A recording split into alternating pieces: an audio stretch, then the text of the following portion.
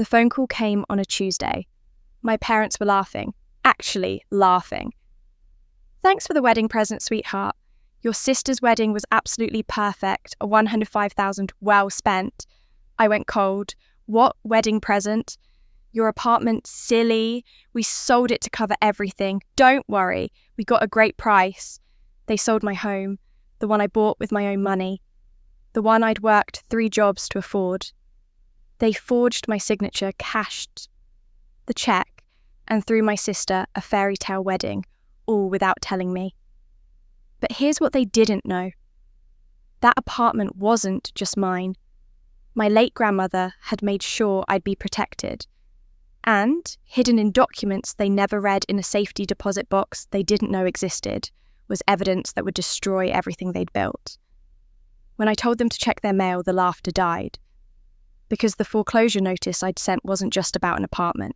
It was about a $520,000 judgment, a criminal fraud investigation, and a family secret that had been buried for 14 years. And I had receipts for everything. Stick around, because what happened next will shock you. My name is Paige Warren. I'm 36 years old, and for the last 8 years I've built a quiet, independent life for myself in Seattle as an interior designer. I learned a long time ago that the only person I could truly rely on was myself. That lesson cost me more than most people would understand, but it taught me to stand on my own 2 feet, to work hard, and to never take anything for granted, especially not the things I'd earned with my own hands. The phone call came on a Tuesday afternoon in June, right as I was finishing a consultation with a client in Belltown. I almost didn't answer when I saw my mother's name on the screen. We weren't close. We hadn't been for years. But something made me pick up, maybe habit, maybe that stubborn flicker of hope that never quite dies, no matter how many times you tell yourself it should. "Paige, oh sweetheart, we've been meaning to call you all week." My mother's voice was bright, bubbling with an excitement that immediately put me on edge. She only sounded like that when she wanted something, or when she was about to deliver news she thought I'd find delightful. I braced myself. "Hi, Mum. What's going on?" "Well, we just wanted to say thank you." The wedding was absolutely beautiful. Everyone said it was the most elegant event they'd ever attended. Lily looked like a princess truly. You should have seen the ice sculptures and the orchestra, and oh, the flowers. She paused, and I could hear my father chuckling in the background. "We can't thank you enough for such a generous gift, honey. $105,000, we never expected you to be so giving." The world tilted. For a second, I thought I'd misheard. $105,000, Mum, what are you talking about? Your apartment, silly. She laughed, that light, tinkling laugh she used when she thought something was obvious. "We sold it last month. The buyers were so eager we got a fantastic price. It covered everything for Lily's wedding, and honestly, it was perfect timing. You never use it anyway, and we thought, well, what better way to help your sister start her new life?" My hand tightened around the phone. The traffic noise on the street faded into a dull roar. "You sold my apartment?" "Yes, weren't you listening? Don't worry, we handled all the paperwork. You're so busy with work we didn't want to bother you with the details." I couldn't breathe. That apartment wasn't just a piece of property. It was the first place I'd ever felt truly safe. I'd bought it in 2015 with the inheritance my grandmother left me, the only money I'd ever received from my family that actually felt like it was meant for me. I'd chosen every paint colour, every piece of furniture. I'd sat on that tiny balcony and watched the sunset over Elliott Bay and felt for the first time in my life like I had a place in the world that was wholly mine. And they'd sold it, without asking, without even telling me. "You didn't have permission to sell my apartment, Mum." "Oh, Paige, don't be dramatic." My father's voice now easy and dismissive. "You're always so serious about everything. It's just property. Family is more important than property, isn't it? Lily needed a beautiful wedding, and you've always been the strong one. We knew you would understand." The strong one. That phrase again. The excuse they'd used my entire life to justify taking from me, ignoring me. expecting me to silently shoulder whatever they decided I should carry. "I need to go," I said, my voice flat. "Well, all right, sweetheart. Love you, and thanks again." My mother's cheerful voice was the last thing I heard before I ended the call. I stood on that street corner surrounded by people rushing past and felt the foundation of my carefully built life crack beneath me. They thought I'd just let it go. They had no idea who I had become or what Grandma had left behind for me.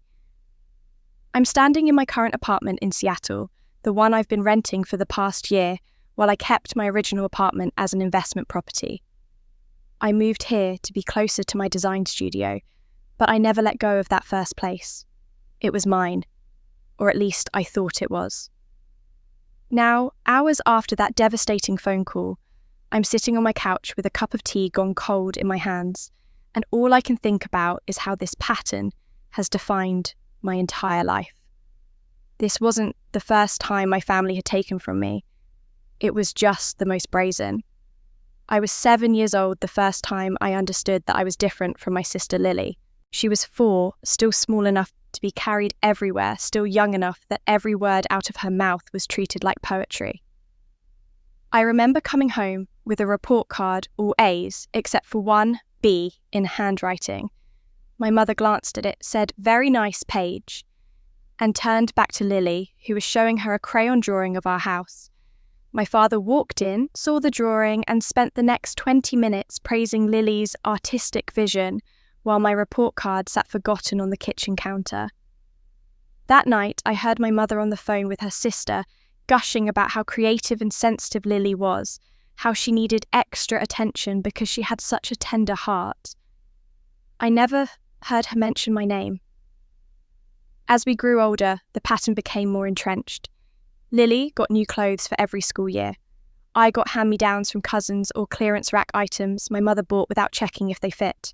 When Lily wanted piano lessons, my parents found the money immediately and bought her a beautiful upright piano that dominated our living room.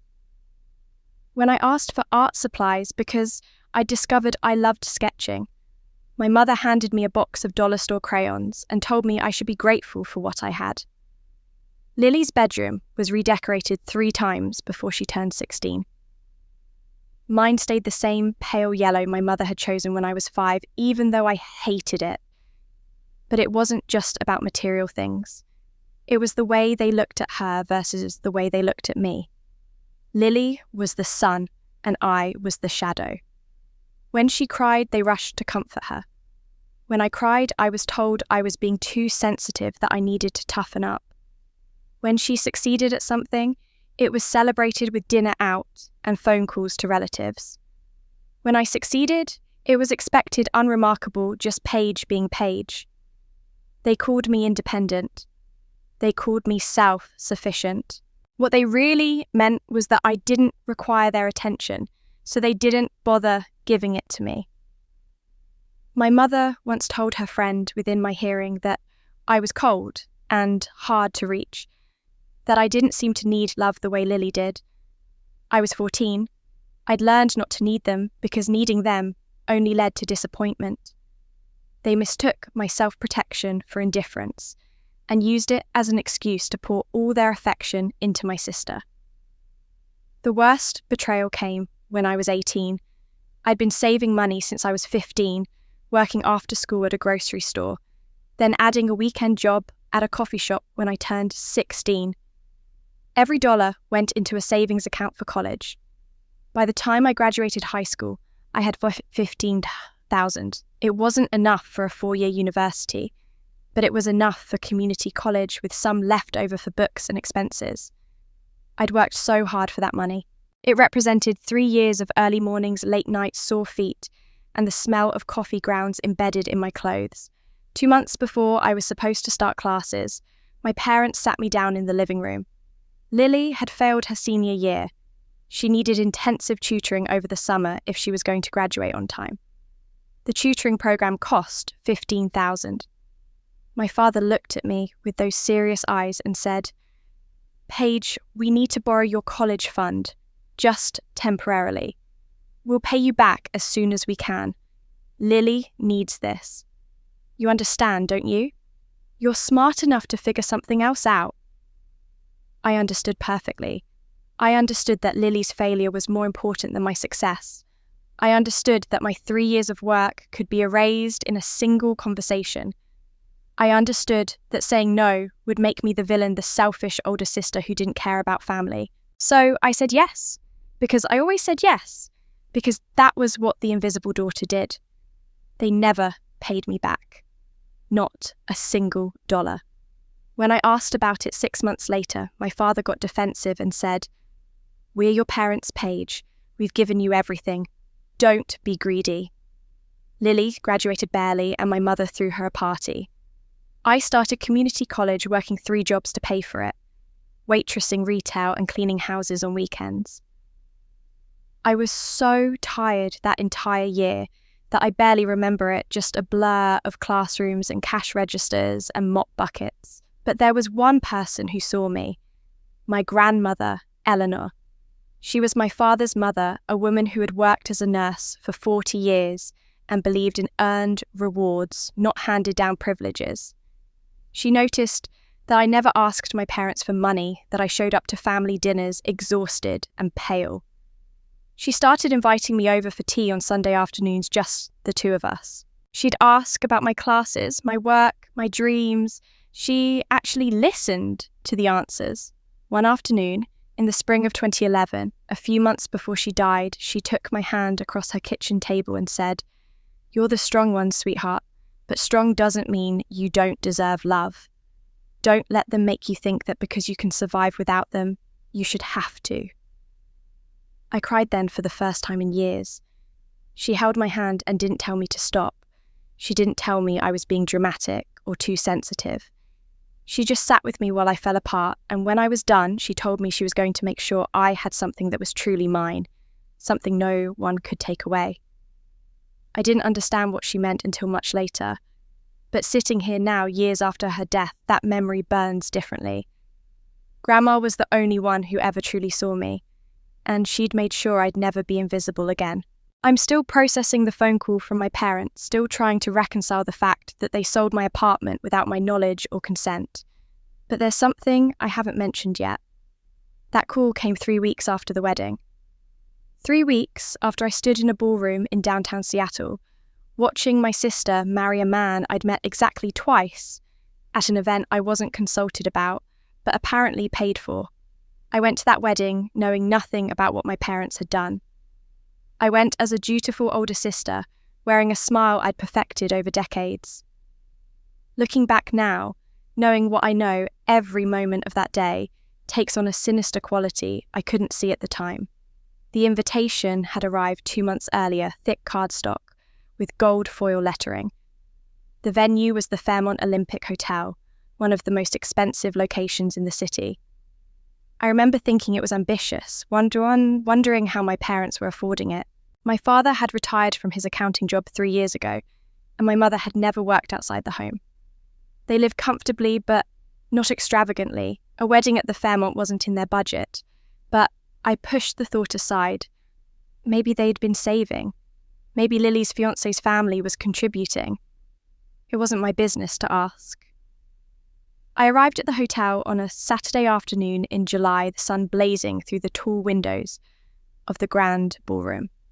The first thing I saw was an ice sculpture, an elaborate swan that must have been 6 feet tall, its wings spread wide, light refracting through the frozen surface in prismatic colours. There were flowers everywhere, white roses and orchids cascading from tall crystal vases on every table. The chairs were covered in ivory silk with silver sashes. A string quartet played softly near the entrance, and I recognised the musicians from the Seattle Symphony.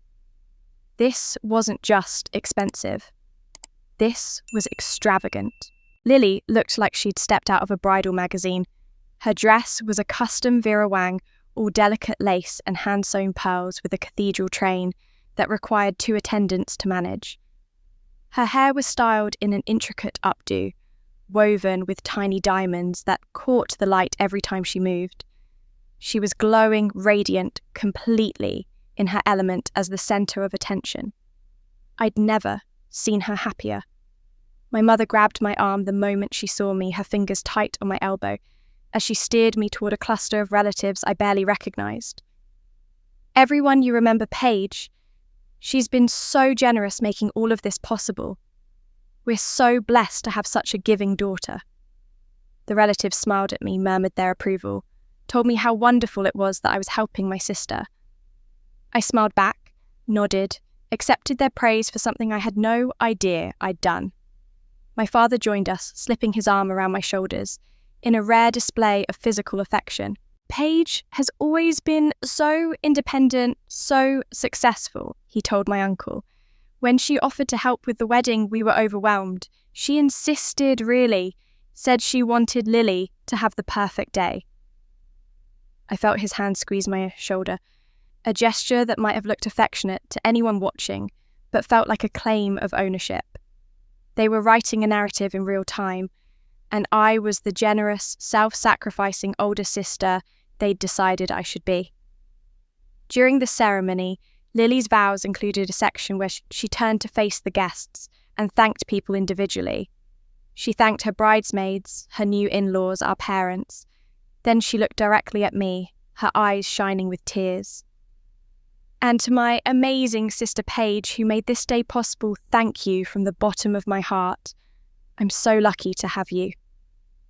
The guests applauded. Some of them turned to look at me, their expressions warm and approving. I kept my smile fixed. My hands folded in my lap and felt something cold settle in my chest. The reception was equally elaborate. There was a 7-course meal, each dish paired with a different wine. The wedding cake was 5 tiers of intricate sugar flowers and gold leaf. A live band replaced the string quartet, and they played until midnight. I watched my parents dance, laughing and relaxed, accepting congratulations from everyone around them. I watched Lily twirl in her expensive dress, surrounded by friends who gasped and cooed over every detail. And I watched the event coordinator, a woman I'd actually worked with on a design project 2 years ago, managing the staff with the efficiency of someone used to high-budget events. That's when the numbers started bothering me. Before I became an interior designer, I'd spent 5 years working in financial analysis for a mid-sized firm. I knew how to estimate costs, how to read budgets, how to spot discrepancies. The venue rental at the Fairmont for a ballroom wedding was expensive, probably around $15,000. Catering for 150 guests, even with the elaborate menu, would run about $20,000. The flowers maybe $8,000 if they'd really splurged. The dress, perhaps $10,000 for a custom Vera Wang. The band, another $5,000. The ice sculpture, the cake, the photographer, the invitations, all of it together might reach $50,000 if they'd been extravagant with every choice. But my parents said they'd spent $5,000. I did the math in my head while I smiled for photos, while I hugged relatives, while I made small talk with Lily's new in-laws. Even if I was underestimating every single expense, even if there were things I hadn't seen or didn't know about, the numbers didn't add up. There was at least $50,000 unaccounted for, possibly more. Where had it gone? I caught my father at the bar during a quiet moment, asked him casually if the wedding had come in under budget. He laughed, told me they'd spared no expense, that Lily deserved the best. When I gently mentioned that it must have been quite an undertaking to coordinate everything, he waved his hand dismissively and said, "Your mother handled most of it. You know how she is with details." Then he walked away, leaving me standing there with a glass of champagne I hadn't touched, staring at the ice swan as it slowly melted under the ballroom lights. I smiled for the cameras. I posed with Lily, with my parents, with relatives whose names I barely remembered. I played the role they'd written for me, the generous sister, the successful daughter who could afford to be charitable. But inside, I was cataloguing every lie, every inflated expense, every person who believed the story my parents had constructed. And I was wondering what else they hadn't told me. I smiled for the cameras, but I was already planning my next move. It's now early August, 3 weeks after that devastating phone call, and I'm sitting in my home office, surrounded by manila folders and my laptop open to the King County Property Records database. After the wedding, after the shock of learning what my parents had done, I went through a few days of disbelief, then anger, then something colder and more focused. I'm a detail-oriented person by training and temperament. Before I react, I need to understand exactly what happened. So I started gathering information, and what I'm discovering is making my hands shake as I type. The first thing I did was contact the title company that supposedly handled the sale. It took 3 phone calls and a carefully worded email claiming I needed documents for tax purposes before they sent me a copy of the closing paperwork. When I opened the PDF, I saw my signature on the deed transfer. Except it wasn't my signature. It was close. Someone had clearly practiced, but the way I looped my G in Warren was wrong, and the slant was too steep. I'd signed my name thousands of times on design contracts and loan applications. I knew what my signature looked like, and this wasn't it. That was when I realised this wasn't just a family betrayal. This was a crime. But I needed more evidence before I could do anything with that information. I needed to understand the full scope of what had been taken from me and whether I had any legal standing to fight back. That's when I decided to pull the original property records, the ones from when I first purchased the apartment in 2015. The King County Records website is straightforward enough if you know what you're looking for. I entered the property address, paid the small fee for official documents, and waited for the files to load. I expected to see a standard warranty deed showing my name as the sole owner dated 2015, the year I bought the place with Grandma's inheritance money. What I saw instead made me stop breathing. The deed was dated March 2010, not 2015, and it listed 2 names, Eleanor Morrison and Paige Warren, joint tenants with right of survivorship.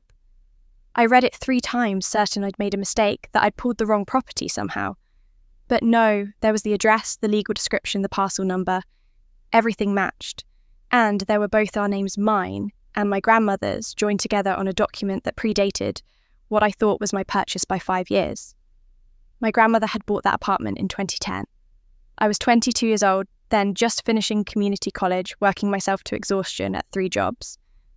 I remember that spring because Grandma had been diagnosed with stage 4 pancreatic cancer in February. The doctors gave her 6 months, maybe a year if she was lucky.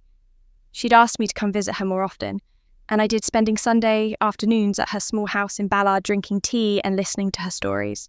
She never mentioned buying property. She never mentioned adding my name to a deed. But she had. According to these records, she'd purchased a 1-bedroom apartment in Capitol Hill and titled it in both our names with right of survivorship. I did a quick search to understand what that meant legally. Joint tenancy with right of survivorship is a specific form of property ownership. When one owner dies, their share automatically transfers to the surviving owner. No probate, no will necessary, no way for anyone else to claim it. When Grandma died in September 2011, I became the sole owner of that apartment automatically by operation of law. I sat back in my chair, my mind racing through the implications. In 2015, when I thought I was buying my first apartment, when I was so proud of myself for using Grandma's inheritance money to make a down payment, I was actually already the owner of a different property, a property no one had told me about, which meant that when my parents sold my apartment in June 2024, they weren't selling the place I'd bought in 2015. They were selling the place Grandma had put in my name 14 years ago. I pulled up my bank records from 2015, searching for the transaction I remembered making. There it was, a $35,000 wire transfer to a title company, my down payment on what I believed was my first home purchase. But if I already owned the Capitol Hill apartment, what had I bought in 2015? I searched my email archives, found the old real estate listings I'd saved, and my stomach dropped. The address was different. I'd bought a condo in Fremont in 2015, lived there for a few years, then sold it in 2018 when I wanted something quieter. I'd made a small profit on that sale, used it to fund my design business. But the Capitol Hill apartment, the one Grandma had secretly put in my name, the one I'd never known I owned, that one I'd kept as a rental property without even realising it. Or at least I thought I'd kept it, because according to the records I was now looking at, my parents had sold it in June without my knowledge or consent. I pulled the 2024 sale documents again, looked at them, with new eyes. My parents had forged my signature on a deed transferring property they had no legal right to sell. The apartment had been solely in my name since 2011. They weren't on the title. They had no ownership interest. They'd committed fraud to execute that sale, and they'd pocketed $105,000 from it. I picked up my phone and called the King County Assessor's office. A bored-sounding clerk answered, and I asked about property tax records for the Capitol Hill address. She pulled them up, and what she told me made everything even worse. The property taxes had been paid every year since 2010. Always on time, always in full. Paid by Eleanor Morrison until 2011. And after that, the payments came from an account in my name that I'd never opened. Someone had been managing this property for 13 years, collecting rent from tenants I'd never met, paying taxes with money I'd never seen, all while I lived my life completely unaware that I owned it. My parents. It had to be my parents. They'd known about Grandma's gift, had access to the property, had probably been collecting rental income all these years and keeping it for themselves. And when they needed money for Lily's wedding and my father's gambling debts, they'd simply sold what they'd been treating as their own asset for over a decade. I sat in my office as the afternoon light faded, looking at these documents, these irrefutable pieces of evidence, and felt something shift inside me. This wasn't about a family disagreement anymore. This wasn't about feeling neglected or taken for granted. This was about theft fraud, and a violation so calculated it had been going on for 13 years. Grandma had tried to protect me, had given me something valuable and put it in my name where no one could take it away, except my parents had found a way to take it anyway. They'd lied, stolen, forged documents and committed what I was now certain was a federal crime. Grandma had protected me from beyond the grave, and my parents had just committed a federal crime. I'm still sitting in my home office, the glow of my laptop screen illuminating stacks of printed documents that prove everything I've just discovered. It's past midnight now, and I haven't moved from this chair in hours. My coffee has gone cold, my phone has buzzed with texts I haven't read, and outside my window, the city lights of Seattle blur into a constellation of indifference. The world keeps turning, while mine has fractured into before and after. Before I knew what Grandma had done for me, and after when I understood the depth of my parents' betrayal. I could pick up the phone right now. I could call the police report, the fraud, send them these documents with my parents' forged signature on them. I could watch as detectives showed up at their door as they were questioned, possibly arrested. I could have that satisfaction immediately, the visceral pleasure of seeing them face consequences within days. Part of me wants that, the part that's been invisible for 36 years, the part that's been told she's too independent to need love, the part that worked 3 jobs while Lily got piano lessons, and prays that part wants to see them hurt the way they've hurt me. But I've never been impulsive. Even when I was drowning in exhaustion during those community college years, even when I wanted to scream at my parents for taking my college fund, I stayed quiet and strategic. I learned early that emotional reactions get dismissed, that anger from someone like me gets labelled as coldness or bitterness. If I want them to truly understand what they've taken from me, I can't just expose them. I need to dismantle their justifications piece by piece until they're forced to see me as a person they've wronged, not an inconvenience they've managed. This isn't about revenge. Revenge is hot and quick, a flash of satisfaction that fades. What I want is justice, and justice requires patience, evidence, and precision.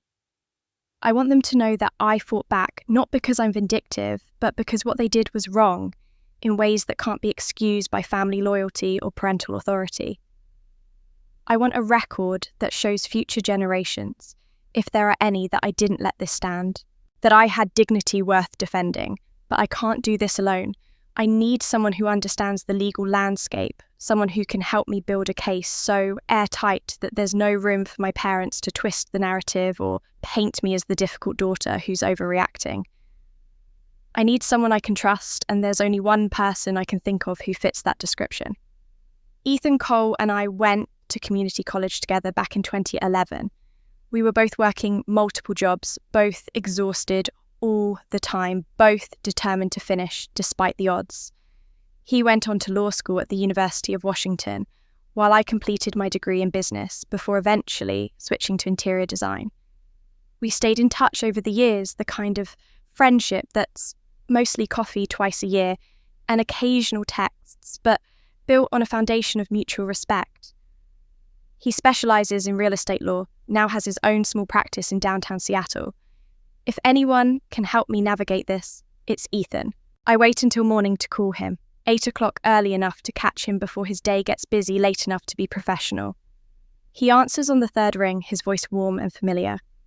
We exchange pleasantries, and then I tell him I need legal advice about a property matter. There's a pause, and he asks if I want to meet in person. I say yes. His office is in a modest building near Pike Place Market, 3rd floor, with a view of the Sound if you crane your neck. He's added some weight since I last saw him. Looks more settled, more confident in his skin. We hug briefly, and he gestures to a chair across from his desk. I sit down and pull out the folder I've prepared, every document organised chronologically, every piece of evidence labelled and highlighted. I tell him everything. The wedding, the phone call, the forged signature, the property records, showing Grandma had put the apartment in both our names back in 2010. I watch his expression shift from casual interest to disbelief to something harder, more focused. When I finish, he sits back in his chair and runs his hand through his hair, a gesture I remember from college when he was processing something complicated. "This is fraud," he says finally. "Clear-cut, documented fraud. You have grounds for a civil suit and potentially criminal charges, depending on how the DA wants to handle it." He pauses, looks at me carefully. "But Paige, you need to understand what you're doing here. If you pursue this, if we build this case and file, there's no going back. This will destroy your family relationships permanently. Your parents could face jail time. Your sister will hate you for exposing them. Every relative, every family friend, they'll all take sides, and most of them probably won't take yours. I've already thought about this, spent hours last night weighing the cost.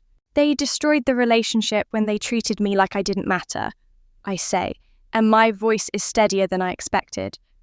"I'm just making it official. They stole from me, Ethan. Not once, but for 13 years. They collected rent on property I owned. They paid taxes with money that should have been mine, and when they needed cash, they sold it out from under me without even telling me. And they did it all while making me feel guilty for not being grateful enough, for not being warm enough, for not being the daughter they wanted me to be." He nods slowly, and I can see he understands. "What do you want the outcome to be?" It's a good question, one I've been asking myself. I want them to understand that what they did was wrong. I want a legal record that says they committed fraud, that this wasn't a misunderstanding or a family disagreement. I want the money back with interest. And I want them to know that I fought for myself because no one else was going to do it for me. Ethan leans forward, picks up a pen and starts taking notes. "Okay, then we're going to need to be thorough. We'll request all financial records related to the property rental, income tax payments, everything. We'll get a handwriting expert to analyse the forged signature. We'll document every conversation you've had with them about this. And we'll build a timeline that shows this wasn't a one-time mistake, but a pattern of deception that lasted over a decade." He looks up at me. "This is going to take time, probably months, and it's going to be hard. Are you sure you want to do this?" I think about Grandma, about how she worked 40 years as a nurse, how she saved and sacrificed to buy that apartment and put it in my name, how she tried to protect me, even knowing she wouldn't be around to see if it worked. I think about all the times I stayed silent when my parents took from me, all the times I accepted being invisible because speaking up seemed pointless.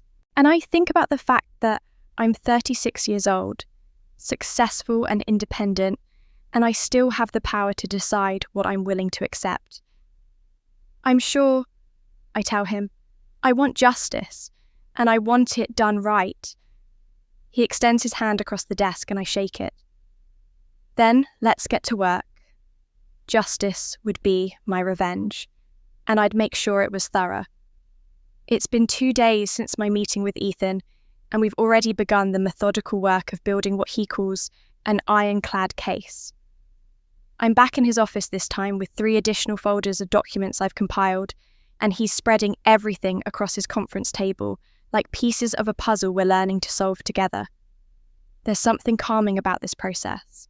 The way evidence can be organised and labelled the way facts speak louder than emotions ever could.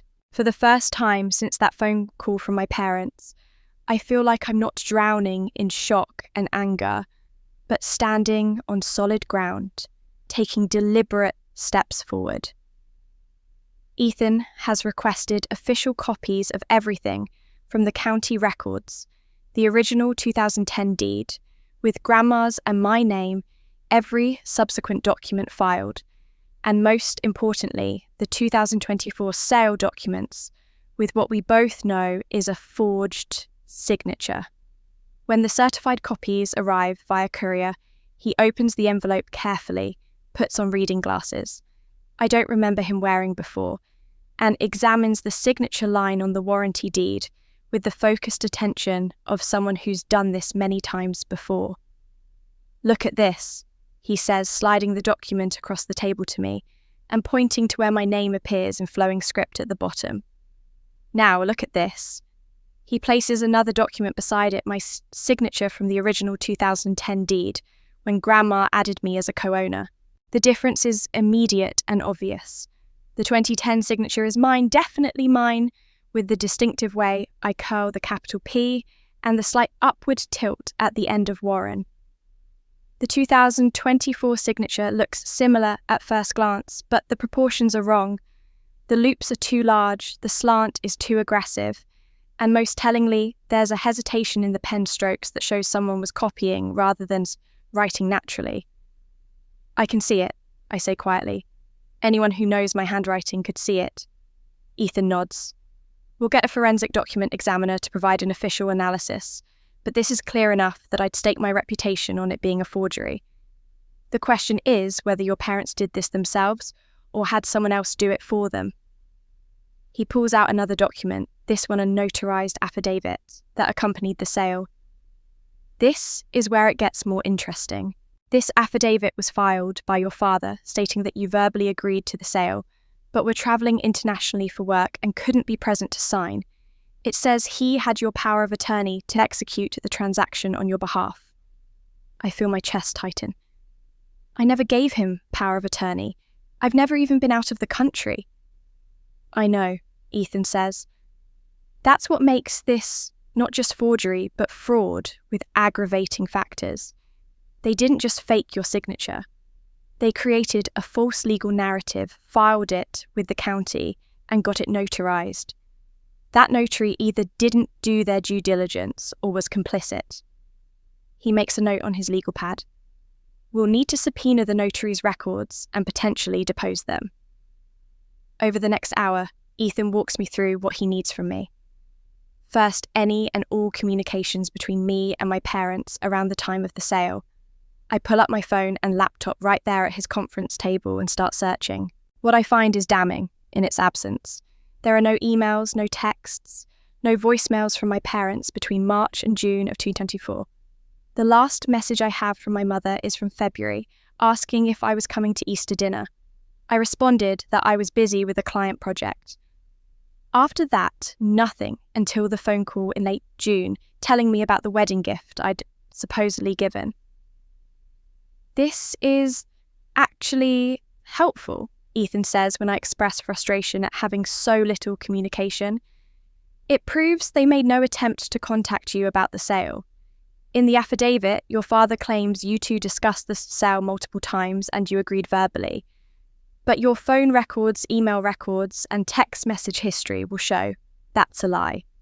Do you have any documented proof of where you were in June when the sale supposedly closed? I think back. June was a busy month for my design business. I had 3 major projects running simultaneously. I was in Seattle the entire month, I tell him. I have client meetings documented in my calendar receipts from local restaurants and coffee shops, credit card statements showing purchases at my regular grocery store. I even have parking tickets from downtown Seattle dated throughout June. I pause, remembering something else. And I posted on Instagram several times that month, photos of projects I was working on all tagged with Seattle locations. Ethan actually smiles at that. Perfect. Social media timestamps are admissible evidence, so we can prove you were in Seattle reachable, living your normal life while your father was signing affidavits claiming you were unreachable and travelling internationally. That's not a misunderstanding or a miscommunication. That's deliberate, documented fraud. He stands up and walks to a whiteboard he has mounted on his office wall, picks up a marker and starts creating a timeline. He writes dates and events in different colours, drawing lines connecting them. The sale date in June. The wedding in July. The phone call from my parents 3 weeks later. Grandma's original purchase in 2010. Her death in 2011. 13 years of my parents managing the property without telling me. When he steps back, the visual representation of their deception is staggering. Here's what we're going to do, he says, capping the marker. We're going to request every financial record related to that property for the past 13 years. Tax payments, utility bills, rental income, maintenance, expenses, everything. We're going to establish that your parents had control of an asset they didn't own and profited from it for over a decade. Then, we're going to document the fraudulent sale itself. And finally, we're going to trace where that $105,000 went after the sale closed. That last part catches my attention. Why does it matter where the money went? Because it establishes motive and shows us if there are other parties involved, Ethan explains. Did all $105,000 go to the wedding, or did some of it go elsewhere? If your father has debts, gambling problems, anything like that, it could explain why they suddenly needed to liquidate an asset. And if they used the money for purposes other than what they told you, that's additional evidence of fraud and possibly other crimes. I remember my calculations at the wedding, how the actual cost seemed to be about half of what my parents claimed. I mention this to Ethan, and I watch his expression sharpen with interest. So, at least $52,000 is unaccounted for, he says. That's significant. We need to find out where it went. He assigns me homework, a list of documents and information to gather. I need to pull my complete phone records from my carrier, not just what's on my device. I need to compile my calendar history, my social media posts, my credit card statements, anything that establishes my location, and activities during the months in question. I need to write a detailed timeline of every interaction I've had with my parents over the past year, including the wedding itself. And I need to try to remember any conversations, any hints, any strange behaviour that might explain what they were planning or why. As I leave his office with my new assignment carrying folders full of evidence and a legal pad covered in notes, I feel the weight of what I'm undertaking. This isn't just about proving my parents forged my signature. This is about uncovering years of deception, documenting a pattern of behaviour, and exposing whatever else they've been hiding. The signature fraud is just the surface. But before I could take them to court, I needed to know the whole truth. And that meant following the money. It's now early September, and I've spent the past 3 weeks drowning in paperwork, compiling every shred of evidence Ethan requested. My dining room table has become a makeshift war room, covered in labelled folders, sticky notes, and timeline charts that track 13 years of my parents' deception. But the question that keeps me up at night is the one I first asked at Lily's wedding.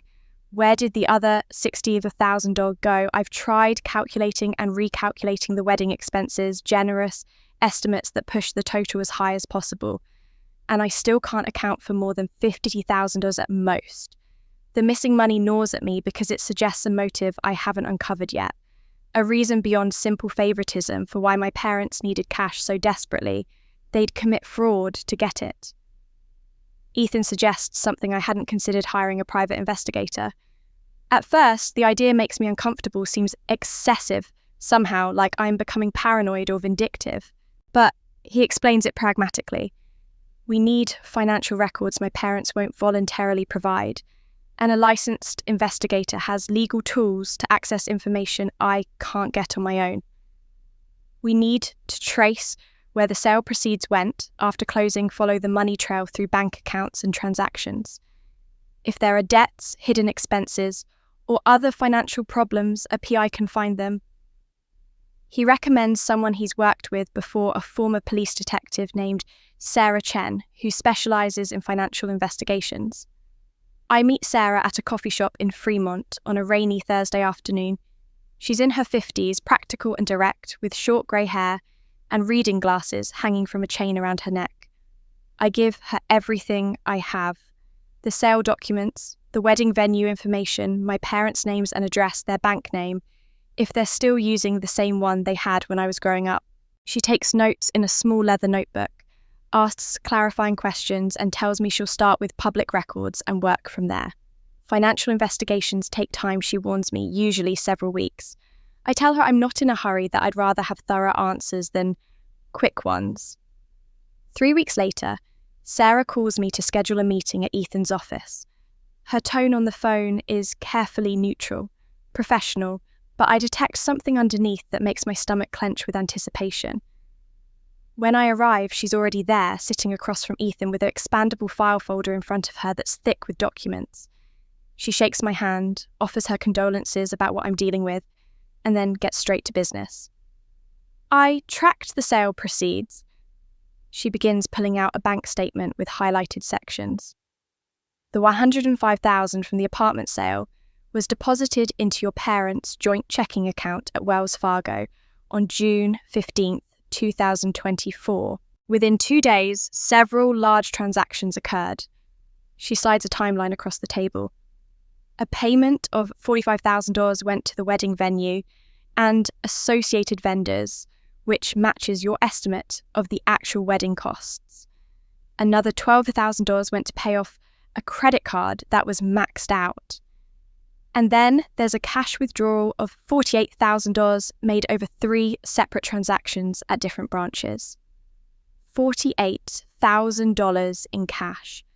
I try to imagine what legitimate purpose would require that kind of money withdrawn physically instead of transferred electronically, and I come up empty. Where did it go? I ask. Sarah pulls out another document, this one a transaction history with numerous red flags marked. That's where things get interesting. I couldn't trace the cash directly, since once it's withdrawn the trail goes cold. But I started looking at your father's activity over the past 2 years, and a pattern emerged. She spreads out what looks like credit card statements with dates and locations highlighted in yellow. Your father took 6 trips to Las Vegas between January 2023 and May 2024. The flights and hotels are charged to his personal credit card, and while he's there are charges at casino cages, which is where gamblers exchange chips or markers for cash. I feel something cold settle in my chest. My father, the careful accountant who used to lecture me about fiscal responsibility, who made me feel guilty for asking for school supplies, has been flying to Las Vegas regularly. How much did he spend? That's impossible to determine exactly because casino gambling isn't always traceable through credit cards if he's using cash, Sarah explains. But based on the ATM withdrawals and cash advances he made during those trips, I estimate at least $80,000 over that 18-month period. And that's just what I can document. The actual amount is likely higher. Ethan leans forward, his expression grave. Sarah, what are we looking at here in terms of financial status? She pulls out another sheet, this one showing credit card balances and due dates. As of August 2024, your parents had $35,000 in credit card debt across 4 cards, all with high interest rates. Their mortgage payment is $2,200 a monthly, and they were 3 months behind as of June. Your father's retirement income is approximately $3,800 per month, which barely covers their basic expenses. Without that apartment sale, they were looking at foreclosure within 6 months. The room goes quiet as I process this information.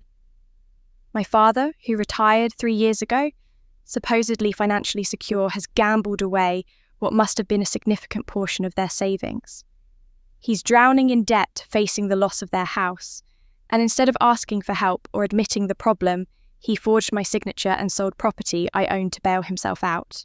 And he wrapped it all in the narrative of helping Lily, of being a generous father funding his daughter's dream wedding, when in reality, he was using my sister's celebration as cover for his own desperation. Is there more? I ask because Sarah's expression suggests she's not finished. She nods and pulls out printed screenshots from what looks like an online forum. I also found posts on a gambling addiction support forum from an account that matches your father's personal email address. The posts go back 3 years. He talks about trying to quit, about hiding losses from his wife, about borrowing from family to cover debts. In one post from last April, he writes, "I have access to a property that could solve everything if I can just figure out how to sell it without certain people knowing." The words hit me like a physical blow. He'd been planning this for months, and maybe longer. The wedding was just an opportunity, a convenient excuse to do what he'd already decided was necessary. He'd chosen to steal from me rather than face his addiction, rather than get help, rather than admit to anyone that he had a problem. Ethan breaks the silence. This changes the nature of the case significantly. This isn't just fraud to help one daughter at the expense of another. This is fraud to cover gambling debts and avoid financial consequences. A prosecutor would be very interested in this pattern. I look at the documents spread across the table, years of secrets laid bare in highlighted bank statements, and forum posts and casino receipts. I think about my father at Lily's wedding, smiling and accepting congratulations, telling relatives how generous I was, all while knowing he'd stolen from me to keep his addiction hidden. I think about how many times over the years he lectured me about responsibility, about living within your means, about not being frivolous with money. All of it was projection. All of it was him trying to make himself feel better about his own lack of control. I need copies of everything, I tell Sarah. My voice sounds distant to my own ears, like it's coming from someone else. Every transaction, every trip, every forum post, I want documentation of all of it. She nods and starts organising the documents into a folder for me. As I watch her work, I realise that what I thought was a clear story of family favouritism and betrayal has another layer underneath, something more pathological and destructive. They hadn't just betrayed me for Lily. They'd stolen from me to feed Dad's addiction. And I had proof. For 3 days after Sarah's revelations, I sit with the evidence, reading through the bank statements and forum posts until I've memorised every date and transaction. Ethan advises me to wait to let him handle all communication through official legal channels to avoid direct confrontation that could muddy the case or give my parents warning to hide assets or destroy evidence. But there's something I need that a lawyer's letter can't provide. I need to look my father in the eye and watch his face when confronted with the truth. I need to see if there's any remorse there, any acknowledgement of what he's done, or if he's so deep in denial and justification that he's lost the ability to see himself clearly. So on a grey Saturday afternoon in late September, I drive to my parents' house in Shoreline with a folder of printed bank statements on the passenger seat beside me. Their house looks as it always has, a modest split level with blue siding and a small front lawn that my father maintains with obsessive precision. His car is in the driveway, my mother's beside it, which means they're both home. I sit in my car for a moment, preparing myself, running through what I want to say and how I want to say it. I need to stay calm, factual, unemotional. Any display of anger will give him ammunition to dismiss me as hysterical or vindictive. I take a deep breath, grab the folder, and walk to the front door. My mother answers, surprise flickering across her face. We haven't spoken since the wedding over 2 months ago. and the awkwardness hangs between us like smoke. "Paige," she says, and there's something in her voice I can't quite identify. Wariness, maybe, guilt. "We weren't expecting you." "I know, I need to talk to Dad. Is he home?" She hesitates, then opens the door wider and steps aside. The living room looks different, somehow smaller and more cluttered than I remember. There are boxes stacked against one wall, newspapers piled on the coffee table, a general sense of disorder that's unusual for my mother, who's always kept an immaculate house. My father is sitting in his recliner watching a golf tournament on television, and he looks up when I enter. His expression shifts from confusion to something harder when he sees the folder in my hand. "What's this about?" he asks, not getting up, not offering any greeting. I sit down on the couch across from him without being invited, place the folder on the coffee table, and open it to the first bank statement. "I need you to explain something to me," I say, keeping my voice level and calm. "These are your credit card statements from the past 18 months. I'm curious about these charges." I point to the highlighted sections, the flights to Las Vegas. The hotel stays the charges at casino cages. The silence that follows is heavy and dense. My father's face darkens, a flush creeping up his neck, and his hands grip the arms of his recliner. "Where did you get those?" His voice is low and dangerous. "Those are private financial records. You have no right to investigate your father like some kind of criminal. You made 6 trips to Las Vegas between January of last year and May of this year." I continue, ignoring his outrage. "The documentation shows at least $80,000 in gambling-related expenses. I'm wondering how a retired accountant on a fixed income affords that kind of spending." He stands up abruptly, and for a moment I think he might actually become physically aggressive, but he just stands there breathing hard, his face red with anger. "Those were business expenses. Consulting work. Not that it's any of your business what I do with my money or my time." "Business expenses," I repeat slowly. "You're retired. You haven't had consulting clients in 3 years. And even if you did, casino charges aren't deductible business expenses. You'd know that better than anyone. Get out of my house." His voice is shaking now, and I realize it's not just anger, but fear. He knows what I'm building to, knows that I've uncovered something he's worked hard to keep hidden. "You come in here with your accusations and your attitude, treating your own father like he's some kind of criminal. After everything we've done for you, after raising you and supporting you, this is how you repay us." My mother, who's been standing frozen in the doorway to the kitchen, finally speaks. "Robert, please." Her voice is barely above a whisper. I turn to look at her, this woman who gave birth to me but never quite knew what to do with me, who always chose the path of least resistance, even when it meant sacrificing me on the altar of family peace. "Did you know?" I ask her directly. "About the gambling, about the debts?" She won't meet my eyes. Her hands twist together in front of her, and when she speaks, it's so quiet I have to strain to hear. "We were going to lose the house." The admission hangs in the air, confirming what I already suspected, but hope might somehow not be true. My father makes a sound of disgust, waves his hand dismissively. "She doesn't understand. The mortgage was behind because of temporary cash flow issues. I had it handled." "You had it handled," I say, and I can't keep the bitterness out of my voice now. "By selling my apartment, by forging my signature on legal documents, by stealing $105,000 that didn't belong to you and using $60,000 of it to pay gambling debts, while telling everyone it went to Lily's wedding." "That apartment was family property," he snaps back. "Your grandmother meant for it to help the whole family, not just you. You were being selfish keeping it to yourself when your sister needed help and we were in trouble." There it is, the justification I knew would come. In his mind, he's already rewritten the narrative.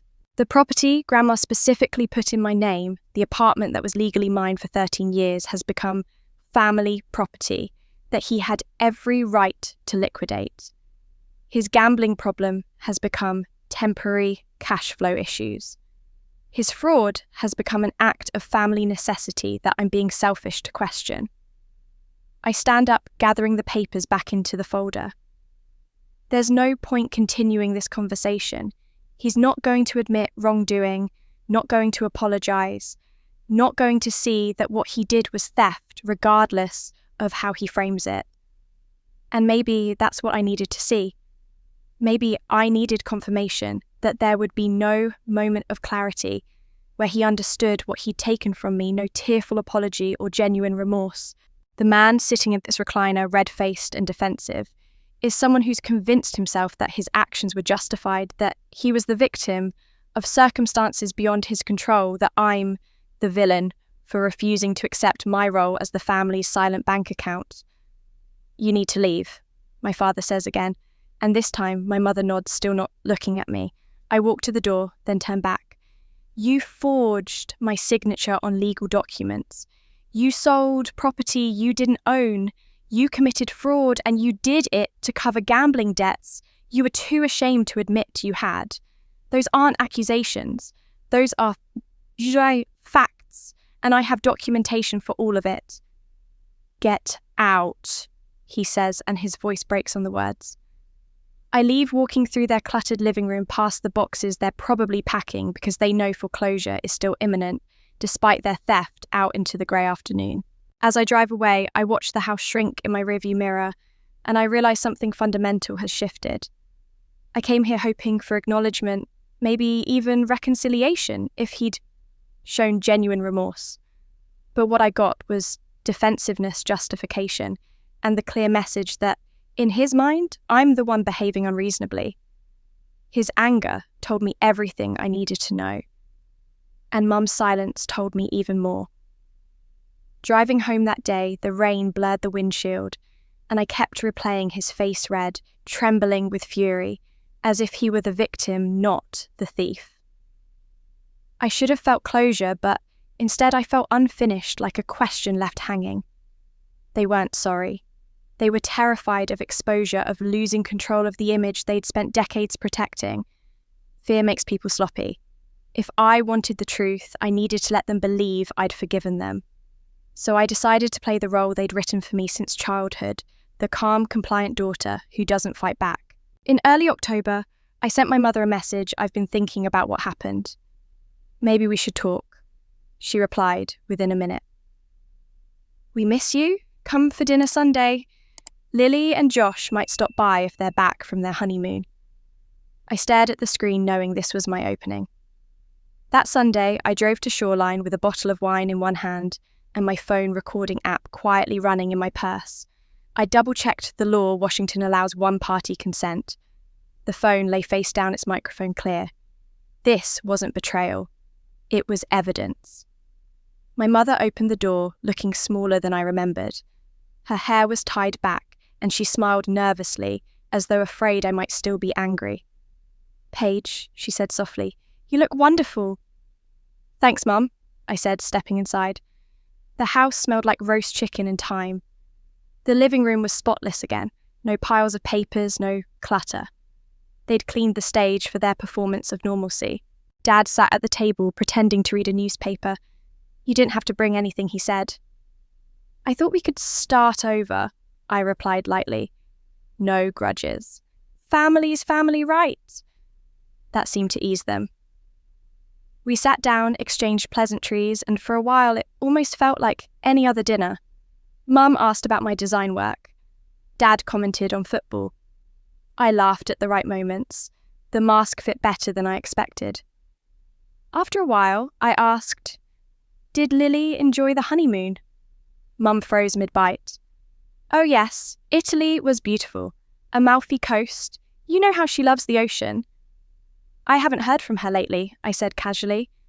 "She hasn't answered my texts." "She's busy settling in," Dad said quickly. "New routines."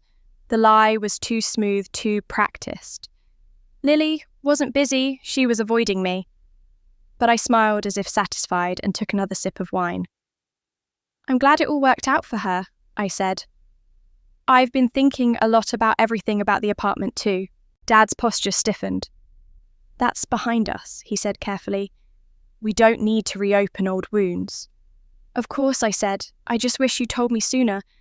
Maybe I could have helped, he exhaled. We didn't want to burden you. It was a difficult time. The sale, it wasn't theft. We borrowed from it temporarily. Temporarily, I repeated, my tone gentle. So you plan to buy it back? He hesitated. Eventually. Once things stabilized. Mum's voice entered quietly. We only signed because we thought it was the right thing to do. Robert said he'd handle everything. I didn't read every page. Her hands trembled slightly, betraying the guilt her words tried to hide. I understand, I said softly. You were just helping Dad. She nodded, relief flickering across her face like a candle about to go out. The silence that followed felt dense, thick with what none of us would say.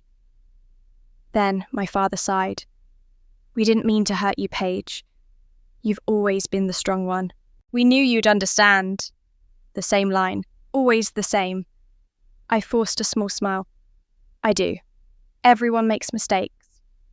He studied me, looking for signs of resentment. Finding none, he relaxed a little. We were drowning, he said almost to himself.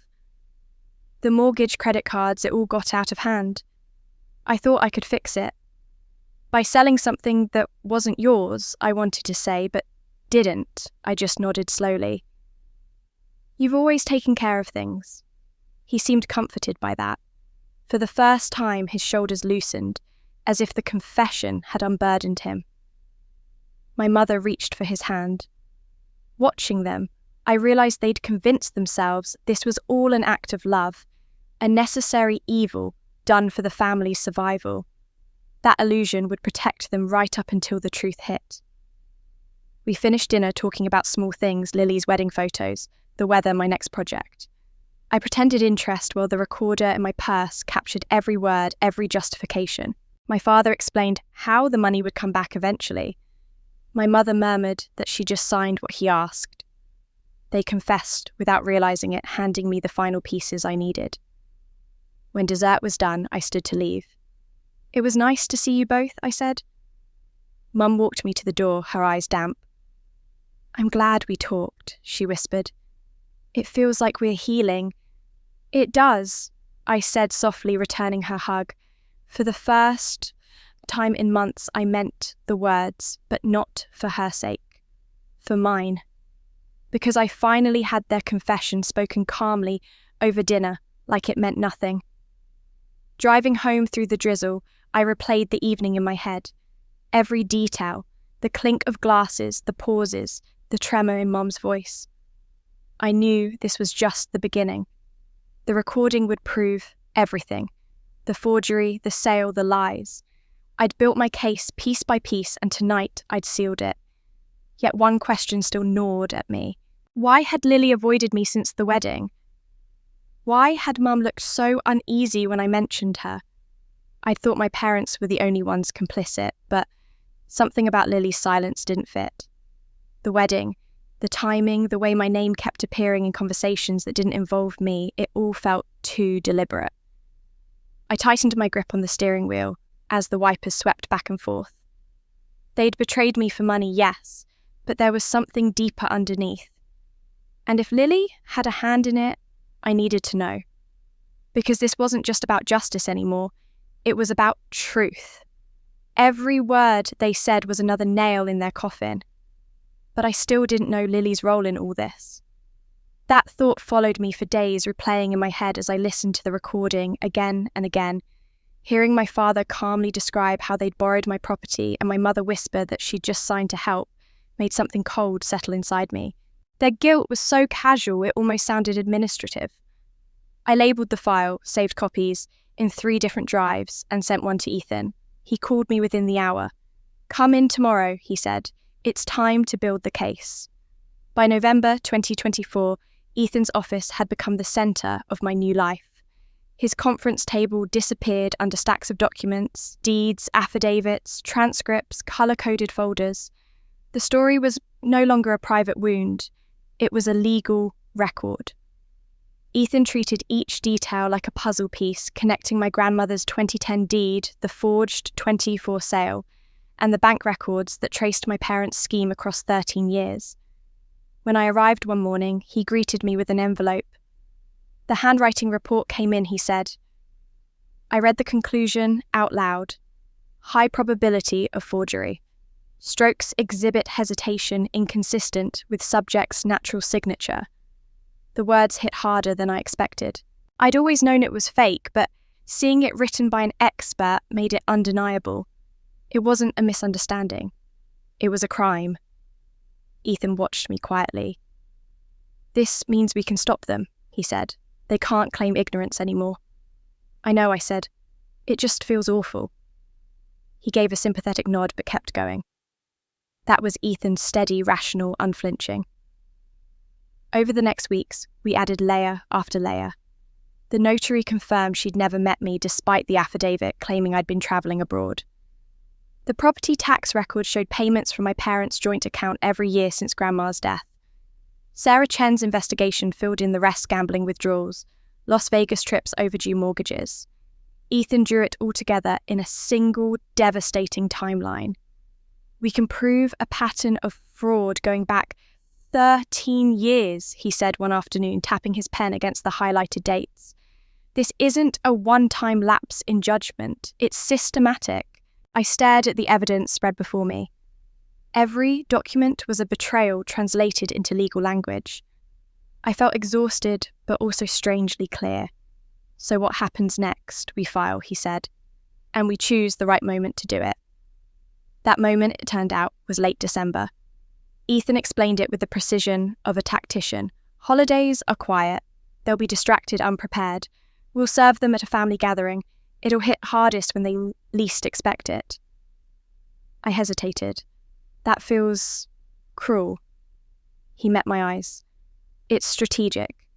They used your kindness as cover. You're just taking back control. He was right, though the thought still stung. The holidays had always been my mother's season of pretending matching sweaters, perfect dinners, fake peace. This year, the illusion would collapse at her own table. Ethan spent days drafting the complaint, reading each line aloud so I could understand every term. Plaintiff, Paige Warren. Defendants, Robert Warren, Margaret Warren, and Lily Taylor, née Warren. Each name hit like a hammer. He detailed the claims: property fraud, wire fraud, conspiracy, unjust enrichment. It felt clinical, impersonal, but I knew what it meant. It meant accountability. He printed the final pages and slid them toward me. Once you sign, we file. They'll be served within 48 hours. Are you ready? I studied the papers. The language was cold words like damages and misrepresentation, but beneath them were years of silence, the stolen inheritance, the false smiles at Lily's wedding. What happens after this? I asked. Discovery, he said. They'll try to spin it as a misunderstanding, but the evidence will crush that narrative. Best case, they settle. Worst case, we win in court. And if they call me, you don't answer, he said firmly. You let the law speak for you. When I got home, I laid everything out across my floor. The deeds, reports, letters, even Grandma's handwriting. My apartment looked like a war room. Every page told a version of my story that I hadn't been allowed to tell before. I sat on the floor surrounded by proof that my family had used love as camouflage for theft. It should have made me feel powerful. Instead, I just felt alone. Later that night, Ethan texted court filing planned for December 20th. Service scheduled for Sunday, December 20th. Be prepared for fallout. I stared at the date. December 22nd, the same night my mother always insisted the whole family come home to decorate the tree. The same night we used to laugh under twinkling lights, pretending everything was fine. For a long time, I didn't respond. Then, I typed back. Understood. Over the next few days, Ethan assembled the exhibits, each piece of evidence labelled and indexed, like a weapon waiting to be used. He asked me to review every section to double-check the details. It was exhausting, but I forced myself to go through it carefully. If I was going to do this, I would do it right. One afternoon, as we finalised the filing, Ethan looked at me across his desk. Paige, I need to ask you something before this becomes irreversible. What is it? Do you want justice, he asked, or do you want family? I didn't answer right away. The question wasn't rhetorical. It demanded something real. I thought about Grandma, the woman who had quietly protected me when no one else did. I thought about my parents who took that protection and turned it into profit. I thought about Lily and the way she'd smiled at her wedding while standing on the ashes of everything I'd worked for. Finally, I said, I want the family I deserved. Since I can't have that, I'll take justice. Ethan didn't respond for a moment. Then he nodded. Then we file next week. After he left, I sat by the window of his office watching the late autumn rain streak the glass. Outside, the city glowed with early holiday lights. Families hurried past with shopping bags and coffee cups, their laughter muffled by the glass. It struck me that justice doesn't feel triumphant. It feels necessary. Back home, I cleared the files from my dining table and packed them neatly into one box labelled evidence.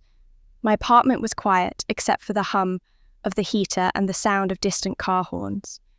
I ran my hand over the top of the box and whispered, "You did this, Grandma. You made sure I'd be protected." I just never realised how much protection would cost. For the first time in months, I felt something close to peace, not because the pain had faded, but because it finally had a direction. The trap was set. But first, I needed to know if Lily was a victim or an accomplice. That thought stayed with me like a splinter beneath the skin, sharp and impossible to ignore. By late November 2024, the lawsuit paperwork sat ready in Ethan's office, waiting only for my final approval. Everything was in motion, every file labelled, every document verified, but something in me refused to rest. The evidence proved what my parents had done, yet a part of me still wanted to believe Lily hadn't been part of it. She was my little sister. Selfish, yes. Thoughtless, often. But capable of orchestrating something this cruel, I needed to know before I signed anything that would destroy what was left of our family. The chance came unexpectedly one Saturday, when I stopped by my parents' house to collect a few old documents Ethan had requested. Mum met me at the door, guarded but polite. "Your father's out running errands," she said. "I think some of your grandmother's papers are still in the upstairs office." I thanked her and went inside.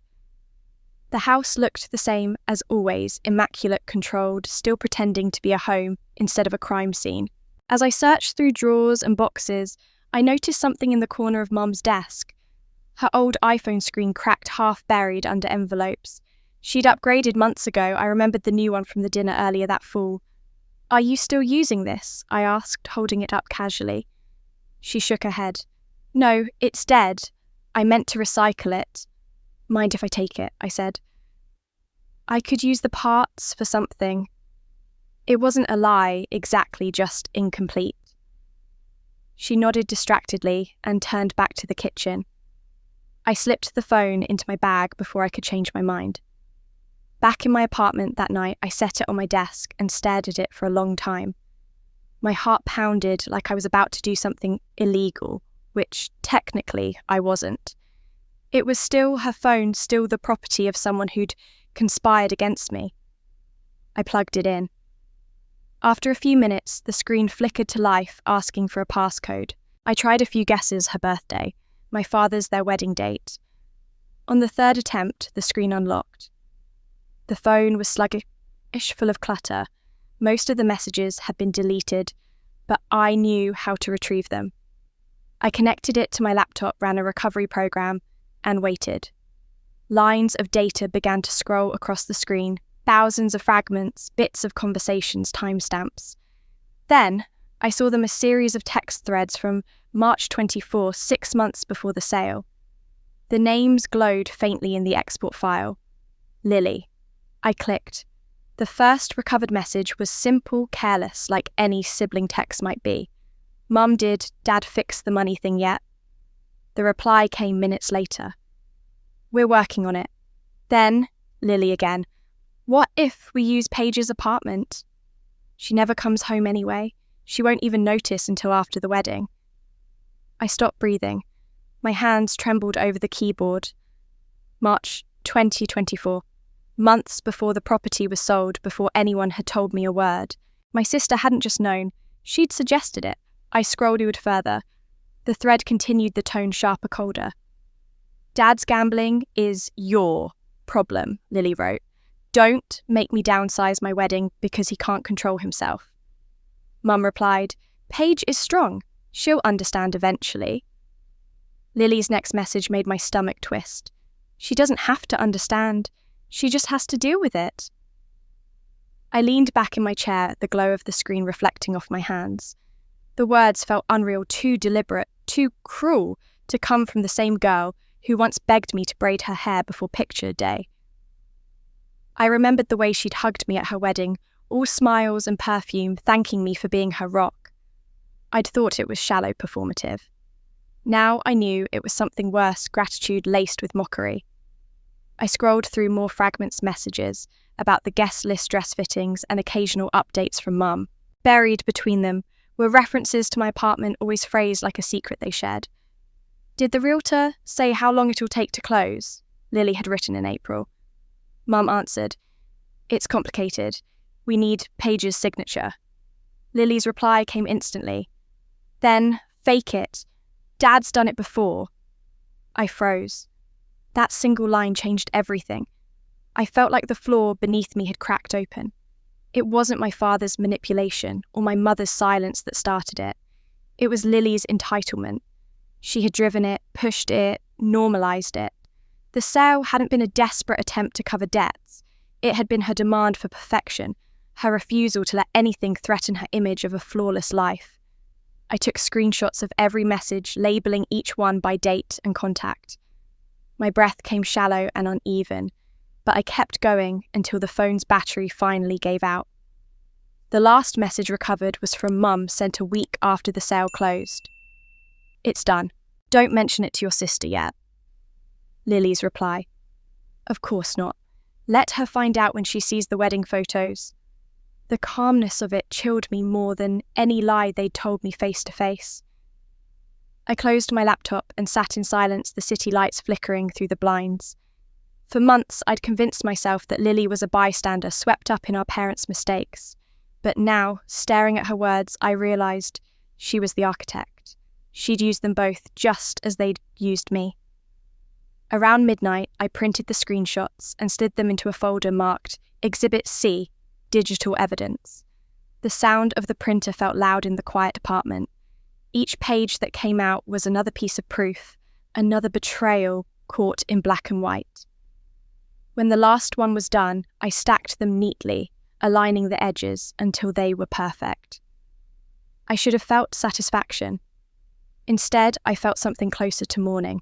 Not for the apartment, or even for the years they'd stolen from me, but for the version of Lily I'd still been holding on to, the little sister who used to crawl into my bed when thunderstorms scared her, who once said she wanted to be like me when she grew up.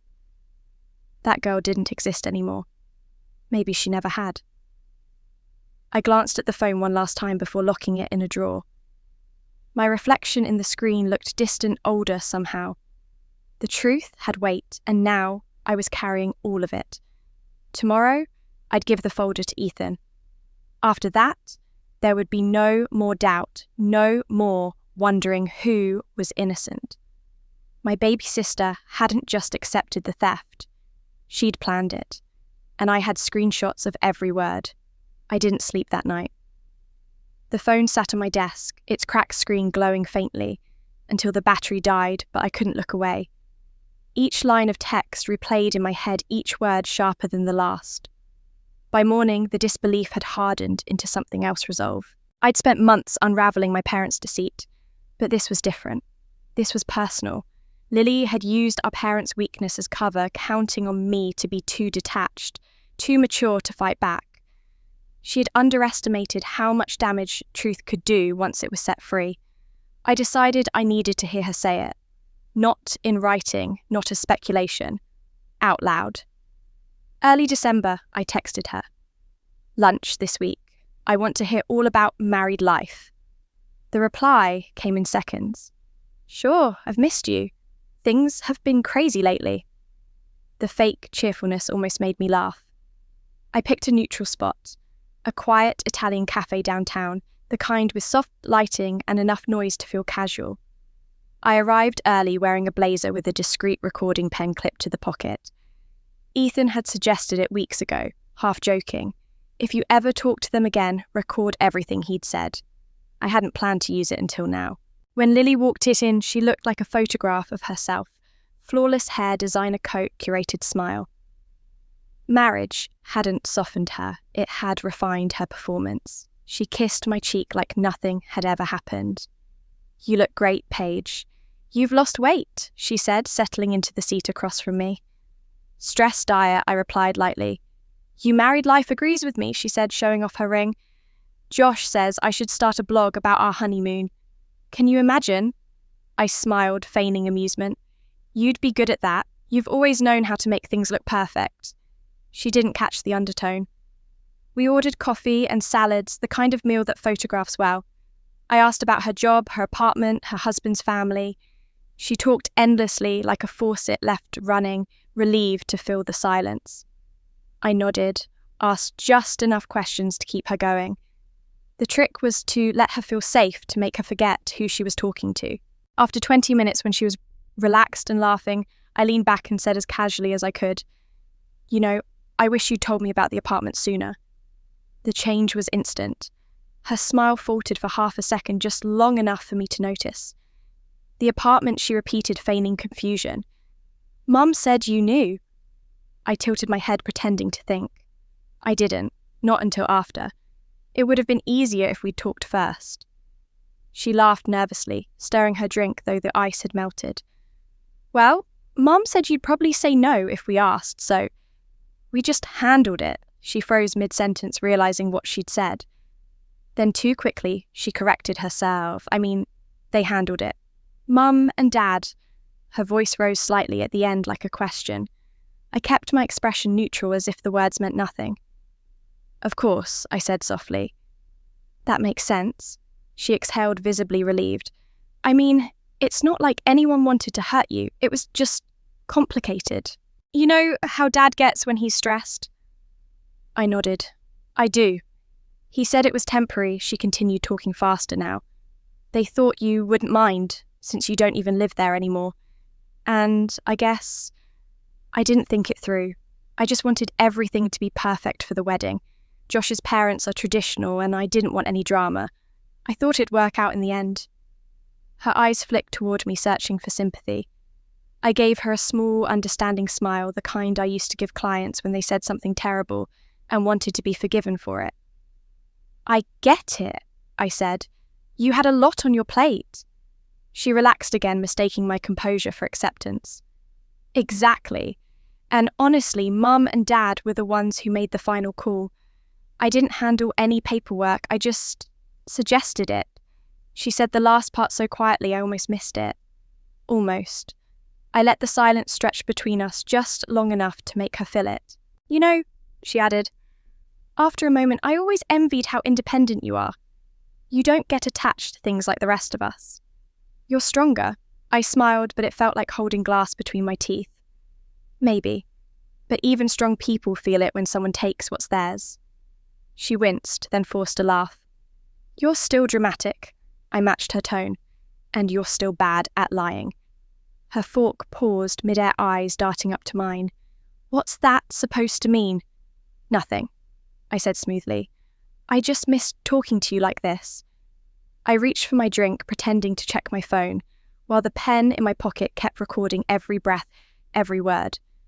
She blinked uneasy, but unwilling to break the illusion of sisterly normalcy. Within minutes, she was back to chatting about her upcoming holiday plans, her in-laws, her new skincare routine. I let her talk, nodding when required, letting her think the storm had passed. But inside my mind was clear and cold. I had what I came for. Her words, "we just handled it," were enough to prove her role. She had confessed without realizing it, slipping her guilt into the conversation like a reflex. When the bill came, I offered to pay. She protested weakly, then let me. Outside, the air was crisp, the sky a pale winter blue. Lily hugged me on the sidewalk, perfume sweet and familiar. "I'm glad we did this," she said. "It feels like things are getting better." "They are," I said, smiling. "Thanks for meeting me." As she walked away, her hair catching the light, I felt no satisfaction, only a quiet finality, the kind that comes when you've confirmed what your heart already knew.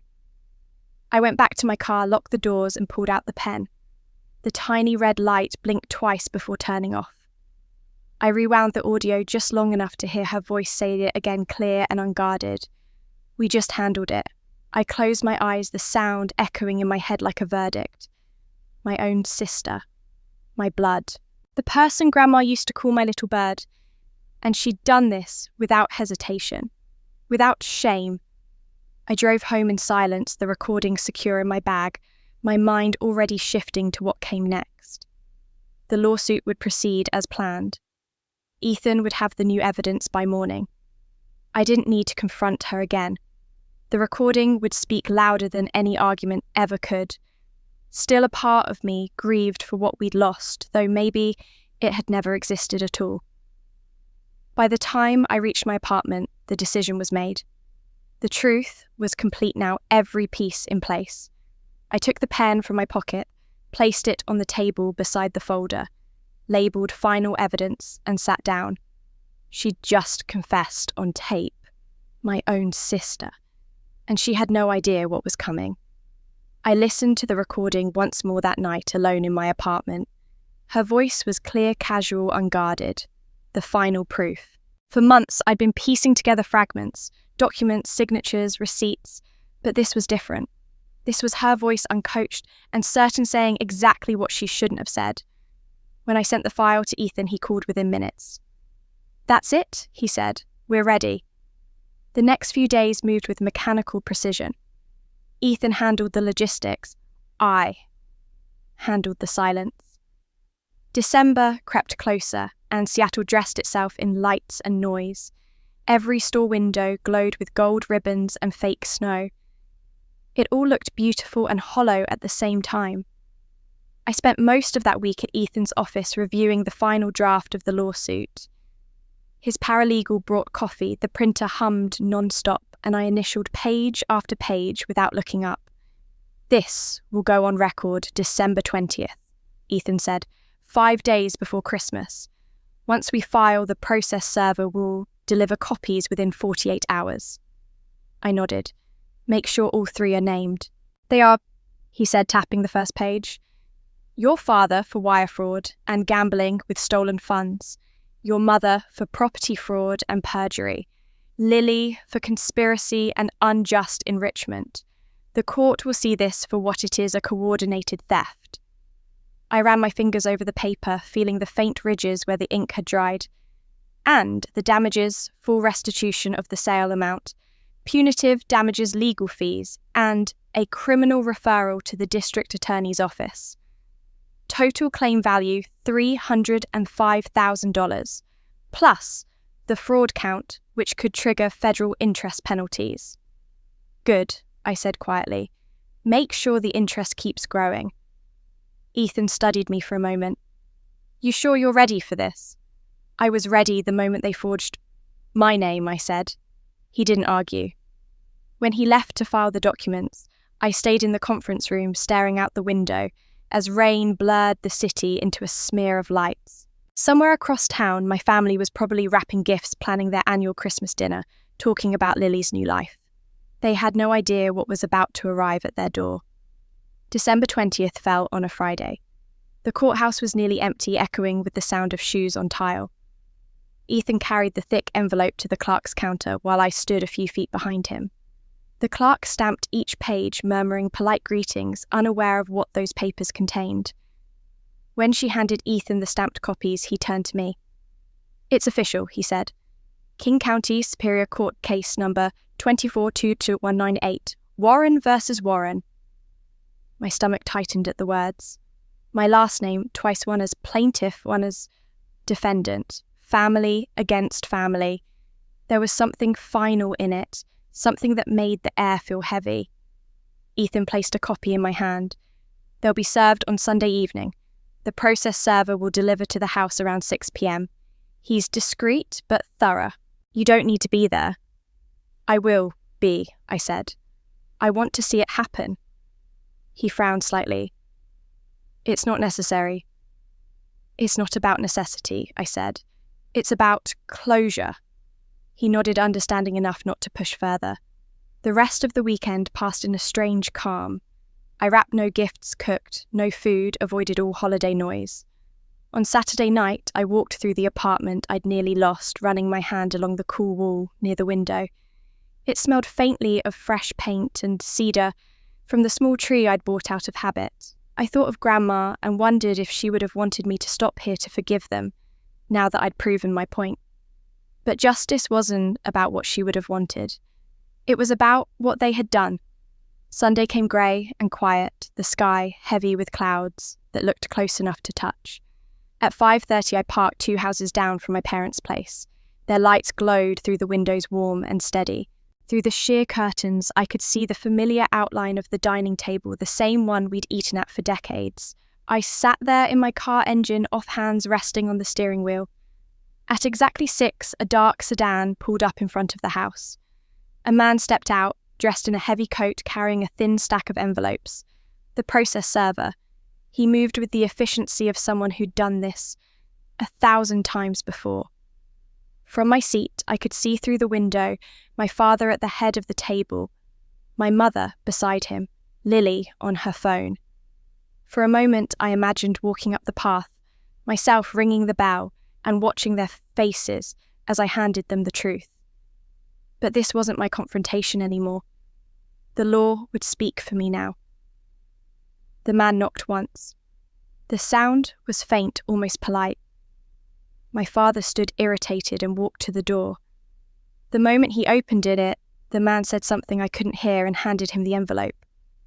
My father's posture changed immediately. He took it without speaking, looked down at the label, then back at the man. Behind him, I saw my mother rise from her chair, her face pale in the light. Lily looked confused mid-laugh, still holding her phone. The man nodded, turned and walked back to his car. He drove away without looking back. Inside, my father opened the envelope. Even from where I sat, I could tell the moment he understood. He froze. My mother covered her mouth. Lily leaned forward, reaching for the paper, her expression shifting from confusion to disbelief to horror. The scene unfolded silently behind glass like a film playing in slow motion. My father shouted something I couldn't hear the words, but I knew the tone. Accusation, panic. My mother sank back into her chair. Lily stood pacing, her arms crossed. Then the lights flickered as someone moved through the hallway. I stayed where I was, my breath fogging the window, my fingers pressed against the cold glass. The satisfaction I expected didn't come. Instead, there was only quiet, a stillness so deep it felt like the air itself had stopped moving. Maybe justice isn't about triumph. Maybe it's just about truth catching up. I watched as my father slammed the envelope onto the table, his hand shaking. My mother covered her face. Lily disappeared from view. The process was done. Ethan would get the confirmation notice by morning. I started the car but didn't drive yet. The house that had once been my entire world stood in front of me, warm and glowing, filled with the soundless collapse of a family that had built itself on lies. Part of me wanted to look away, but I couldn't. I waited until the movement inside stopped, until only the soft light of the dining room remained. The papers were served at Sunday dinner. I sat outside in my car and watched the lights go out one by one. After that night, the house stopped feeling like part of the world.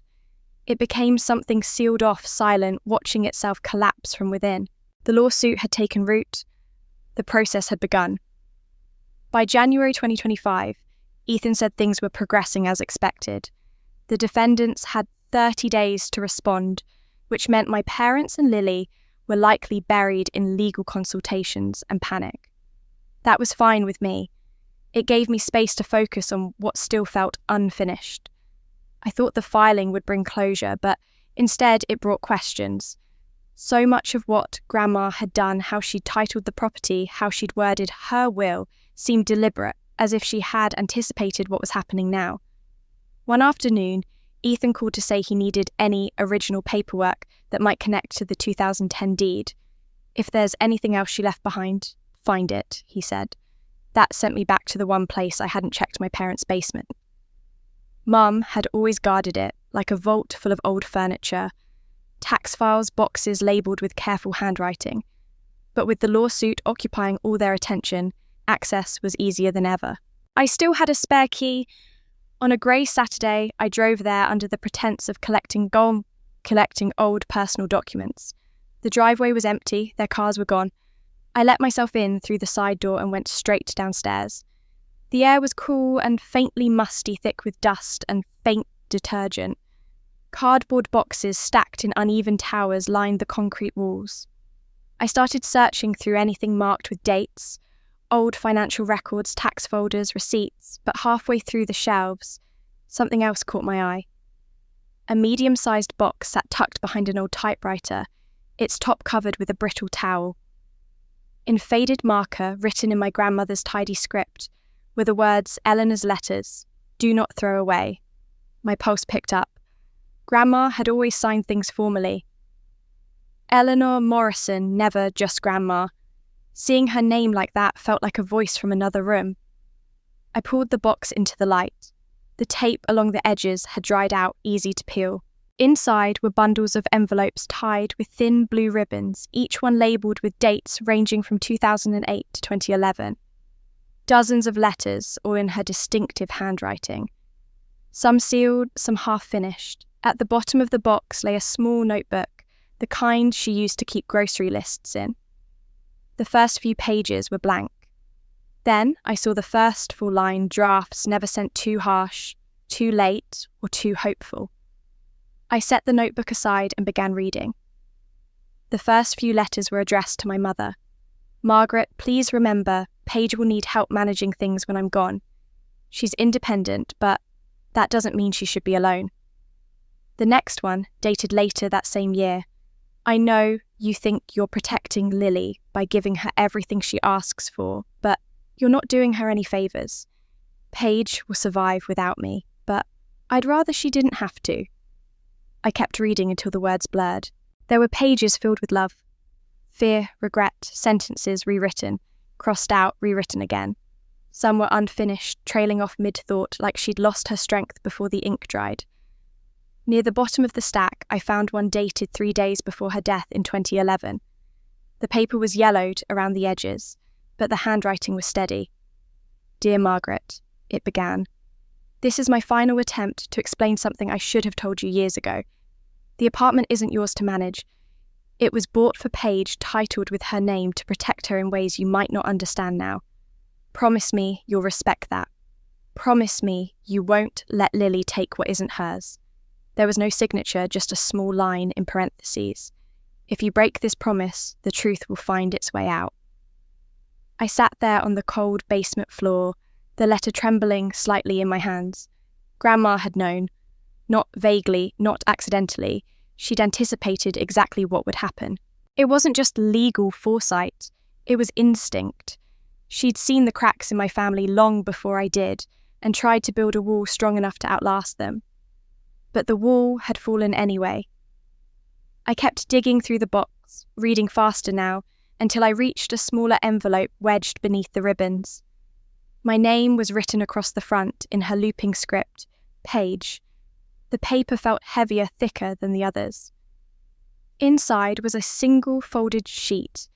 The ink had faded slightly, but her handwriting was unmistakable. "My darling Paige," it began. "If something happens to me and your parents try to take what's yours, find Eleanor Chen-esque. She knows everything." That was it. No address, no explanation, just that one sentence and her signature underneath. I stared at the name, Eleanor Chen. The coincidence of the first name struck me, but Grandma never did anything by chance. I pulled out my phone and searched it immediately. The first result was a short entry, Eleanor Chen, retired attorney, Seattle, WA, former estate and property law specialist. Age 80. My breath caught. She was still alive. For a moment, the basement around me seemed to shrink. Dust floated in the thin light coming from the small window, the silence deep enough that I could hear my own heartbeat.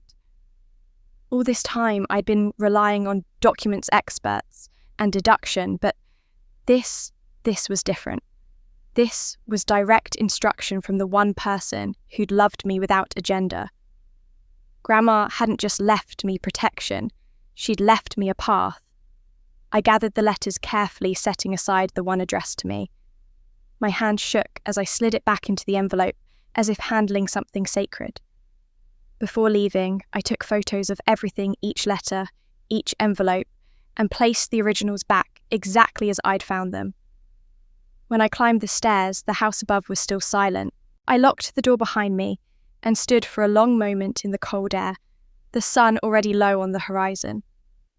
Back in my car, I opened the note again, tracing the indentation of her pen strokes with my thumb. I thought about how deliberate she'd been, how even dying hadn't stopped her from trying to protect me. I'd spent years believing strength meant standing alone, but maybe what she'd meant was something else entirely: strength as foresight, strength as preparation. She had known my family would choose greed over love, and she'd prepared someone to intervene. When I got home, I placed the letter on my desk beside the court documents. Two women named Eleanor, separated by a generation, somehow connected through a single act of defiance.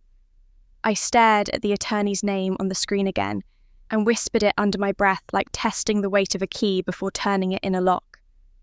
Grandma had left me a trail, and it led to someone who held the final piece of the puzzle. I spent that night unable to sleep, the letters still spread across my desk. Every page felt like a window into something I had never been allowed to see, what my grandmother had known, what my mother had ignored. The letter addressed to me was clear, but it wasn't the only one that mattered. Somewhere in that box was another truth, one that belonged to my mother. I needed to find it. By morning, I was back in the basement. The air was colder this time, as if the house itself resented my return. I knelt by the box again, gently moving through the stacks, until I found a smaller bundle tied with faded pink ribbon.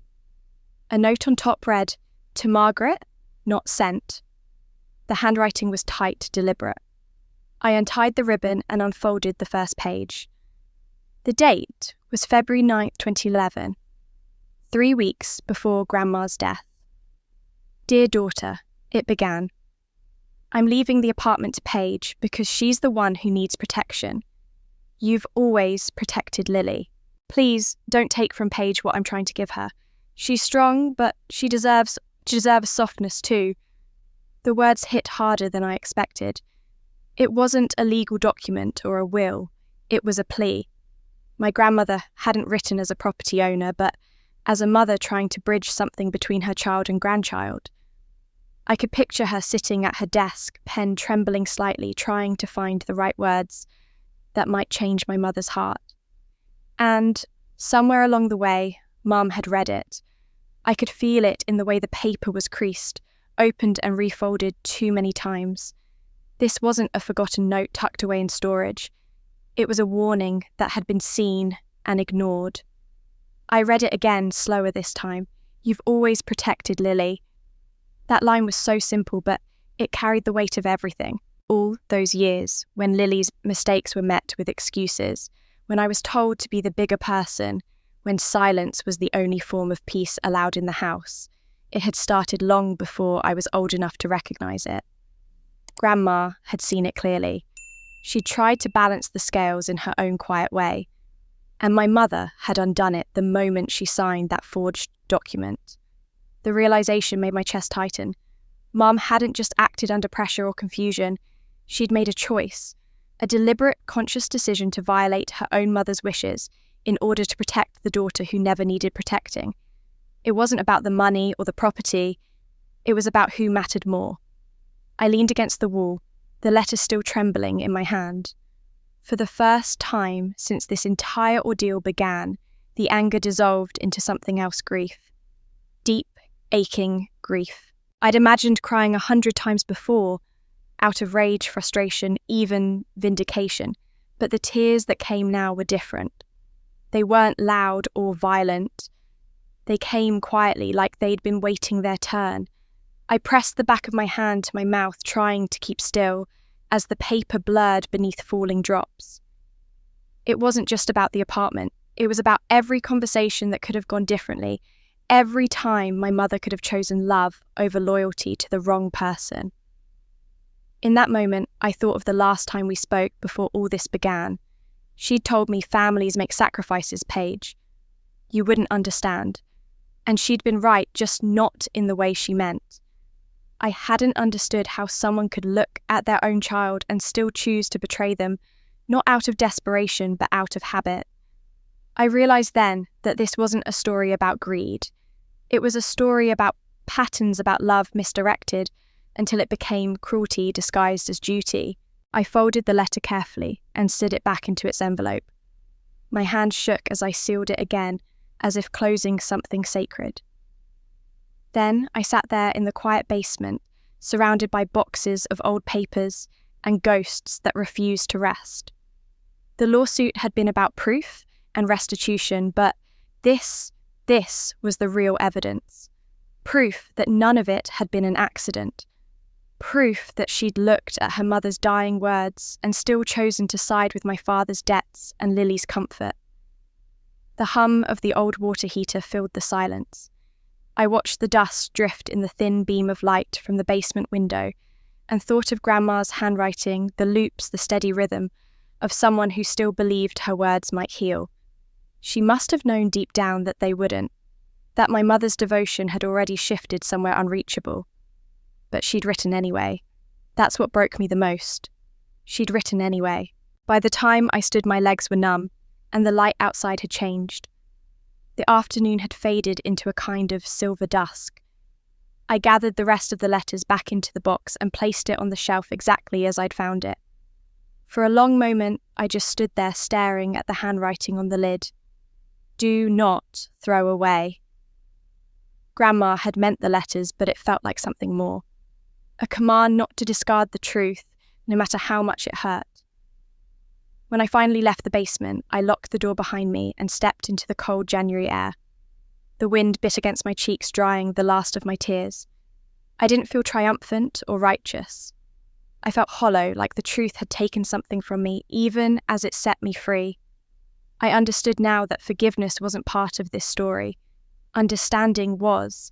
And understanding meant seeing my mother not as a villain, but as a woman who made the worst choice a mother can make, to love one child so blindly that she lost the other. That night, I placed Grandma's letter to Mum on my desk beside the one addressed to me. Two voices from the same hand, one pleading for mercy, the other preparing for justice. Between them sat the silence of everything that had gone unsaid in my family. I traced the edges of the paper and closed my eyes, letting the ache settle. There was no undoing what had been done, but at least I knew the truth. She'd known it was wrong. Grandma had begged her not to, and she did it anyway. That thought stayed with me long after I found the letters. It became the quiet rhythm of my days, the truth I carried like a weight I didn't want but couldn't set down. 6 months passed in a strange calm. The lawsuit moved forward, slow, procedural, inevitable. Ethan handled the filings while I focused on rebuilding a life that didn't revolve around anger. By June 25, my parents' lawyer had filed their third motion to delay the hearing, and Lily had tried once, unsuccessfully, to contact me through an old friend. I ignored it. The truth was already public now. Legal filings were public record, and the story had begun to spread on its own. All it took was one post. It appeared in the community Facebook group, a place once filled with garage sales and lost pet notices.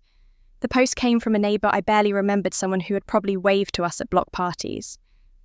The caption read, "Disappointed to learn the Warren family committed fraud against their own daughter. We should discuss this at the next HOA meeting." Underneath were dozens of comments. Some cautious, some outraged, some saying they weren't surprised.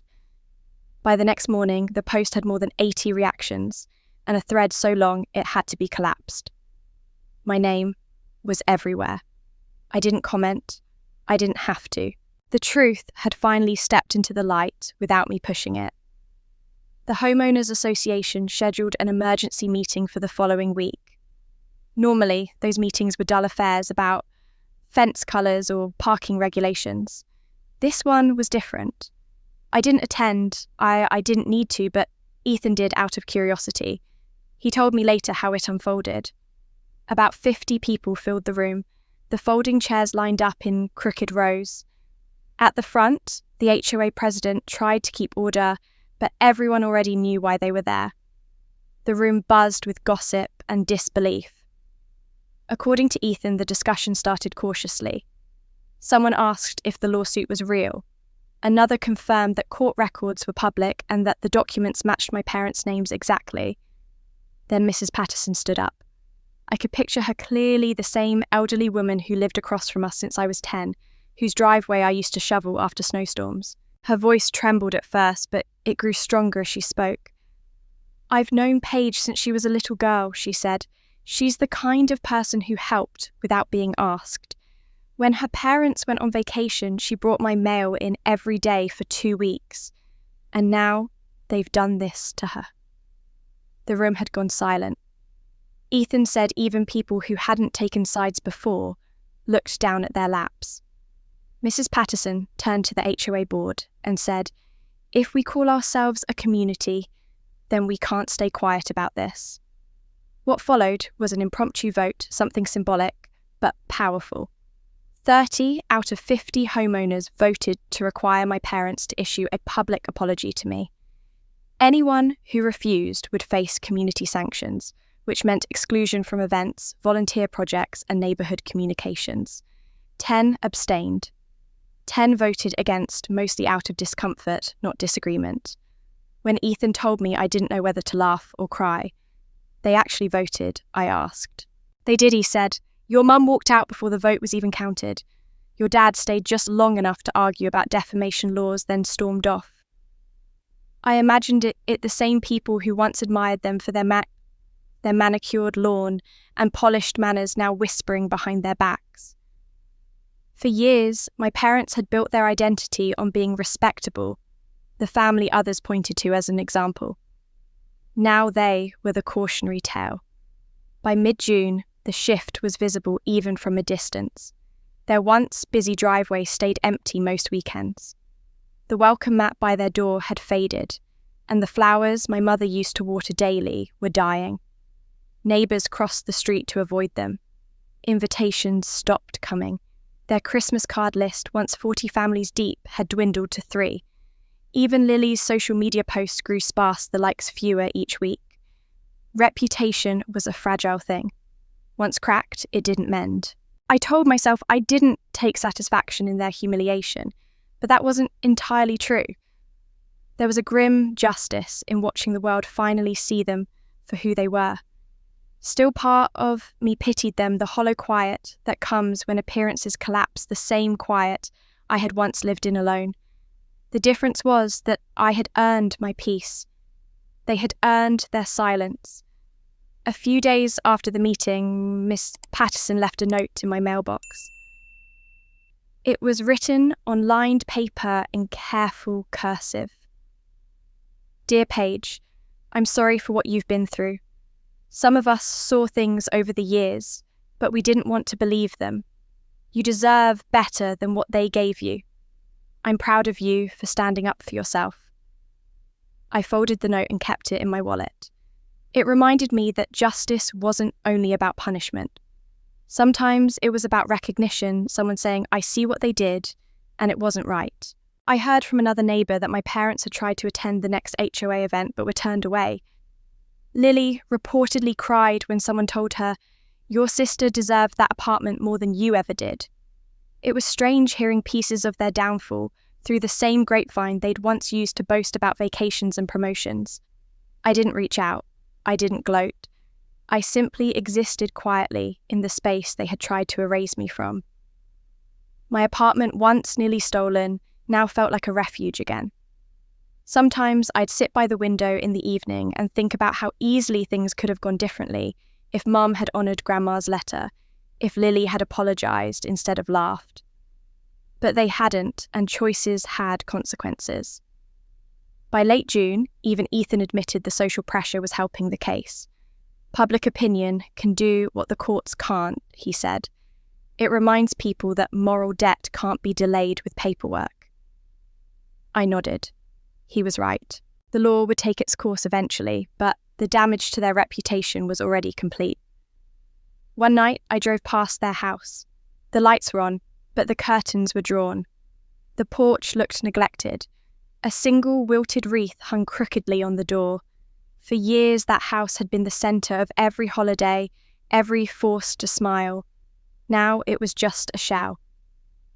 I sat there for a few minutes, engine idling, before turning away. I didn't feel triumph. I felt distance.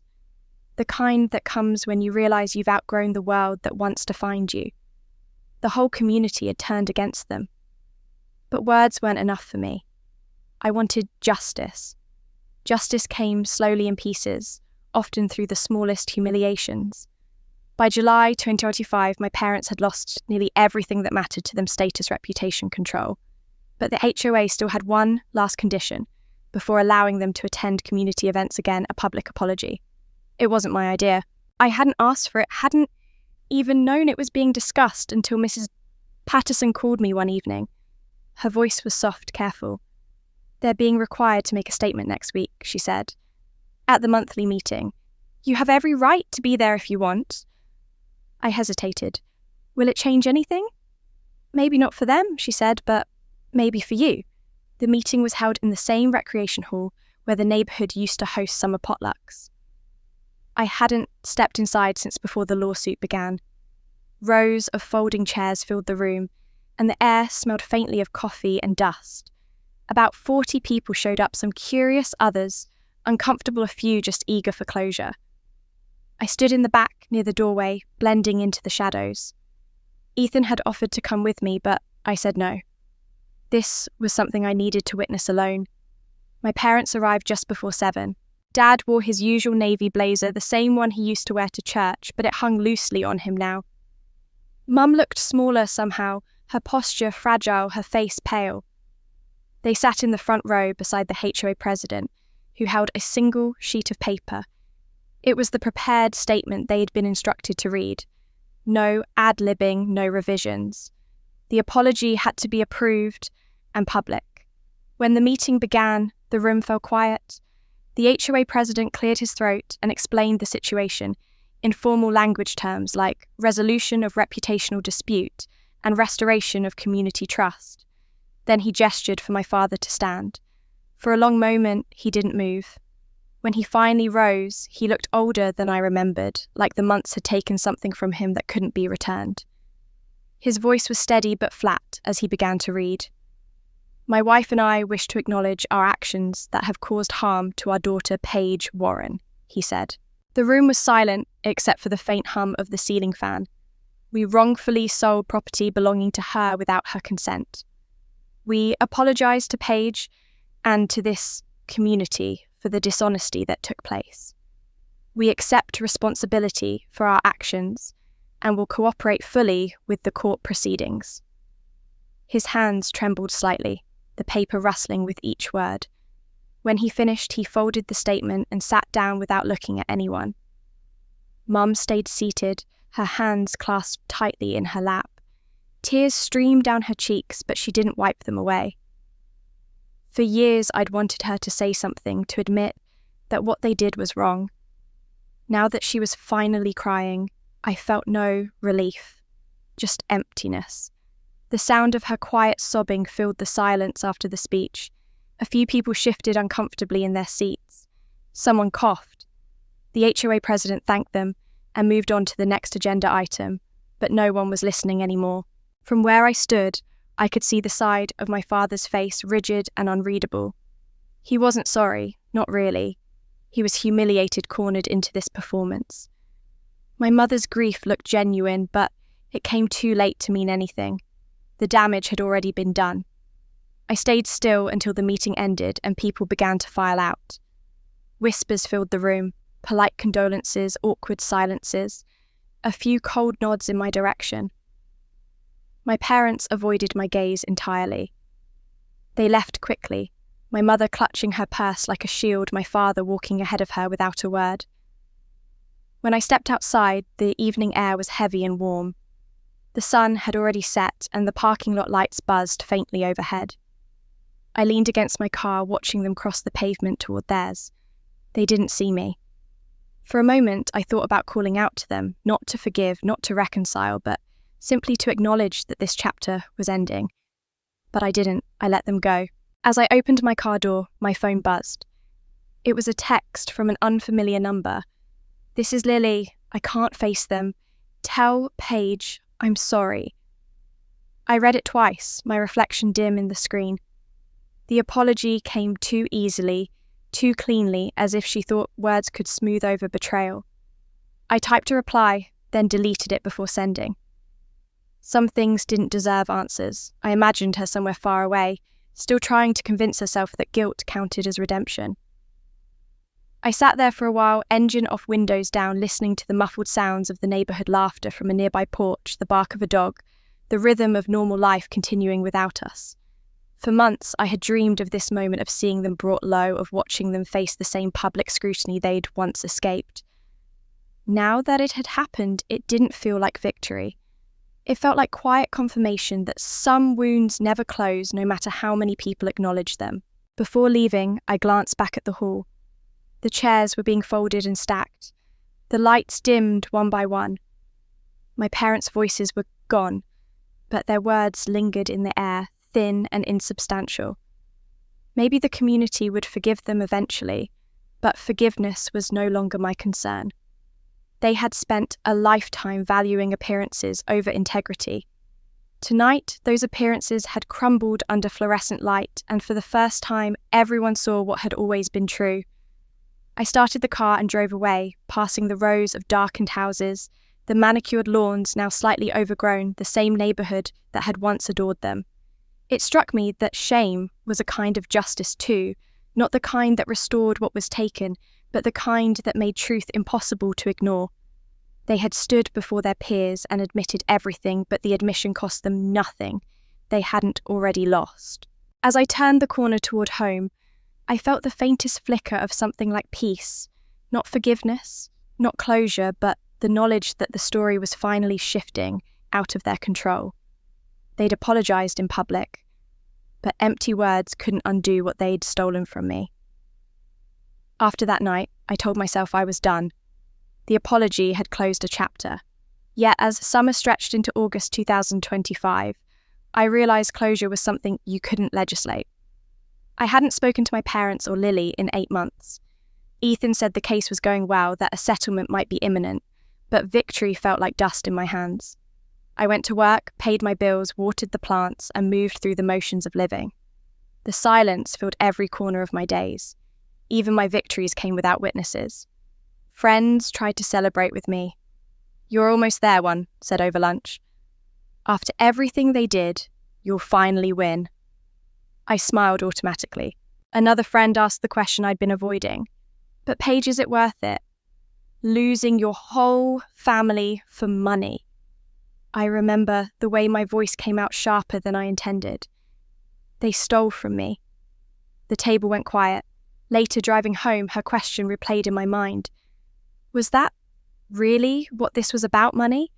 Or was it about something I couldn't name, something that had already cost more than any dollar amount? That night, I opened the box of letters again. I hadn't looked through them in weeks. They still smelled faintly of dust and lavender, like my grandmother's house had on summer afternoons. I spread them across the table one by one, until I noticed something I'd missed before a smaller envelope tucked beneath the stack. My name was written in her careful script, but this one was sealed. The paper was yellowed and soft at the edges, the ink slightly faded. My hand shook as I opened it. "My darling girl," it began. "If you're reading this, someone hurt you. I'm sorry I'm not there. But remember, this justice and vengeance are different. One restores balance, the other destroys it. You have a strong heart, Paige, but strength without softness becomes something else. Promise me you won't let pain turn you cruel. Choose justice, but don't let it consume the gentleness I know is in you." The words blurred as I read them. It felt like she'd written them for this exact moment, though she'd been gone for years. I read the letter 3 times, tracing the lines with my thumb, as if the texture could make sense of it. I thought of her quiet patience, the way she'd never raised her voice, even when my parents dismissed her advice. She'd always said, "There's power in calm, Paige. People mistake it for weakness until it's too late." But calm was the last thing I felt. The lawsuit had started as an act of survival, but somewhere along the way it had become something darker. Each court update, each delay, each argument from my parents' lawyer fueled a bitterness I hadn't realised I was capable of. I'd begun to measure justice in how much they suffered, not in what was right. The thought unsettled me. For the first time, I wondered if I was becoming the reflection of what I despised: someone who couldn't let go, someone who'd trade peace for control. I poured a glass of water and sat by the window. Outside, the city glowed softly, indifferent to my turmoil. I imagined what Grandma would say if she saw me now, alone, haunted by papers and court dates, still waiting for a verdict that wouldn't heal anything. I looked back at her letter. "Don't let pain turn you cruel." The words repeated in my mind until they became a whisper. The next morning I called Ethan. My voice trembled more than I wanted it to. "What if I can't do this anymore?" I said. There was a pause on the line. "Do what?" "The lawsuit," I said quietly. "What if it's not worth it? What if I'm just prolonging something that should end?" He hesitated before answering. "Paige, you've fought for nearly a year. You're close to winning. You'd be walking away from everything you've built." "I know," I said, "but what if I'm becoming like them? They justified everything they did in the name of survival. What if I'm just doing the same thing, hurting people and calling it justice?" Ethan's tone softened. "You're not like them. You've followed the law. You've done everything with integrity." "But the feeling's the same?" I said. "When I picture their faces in court, I don't feel relief. I feel satisfaction.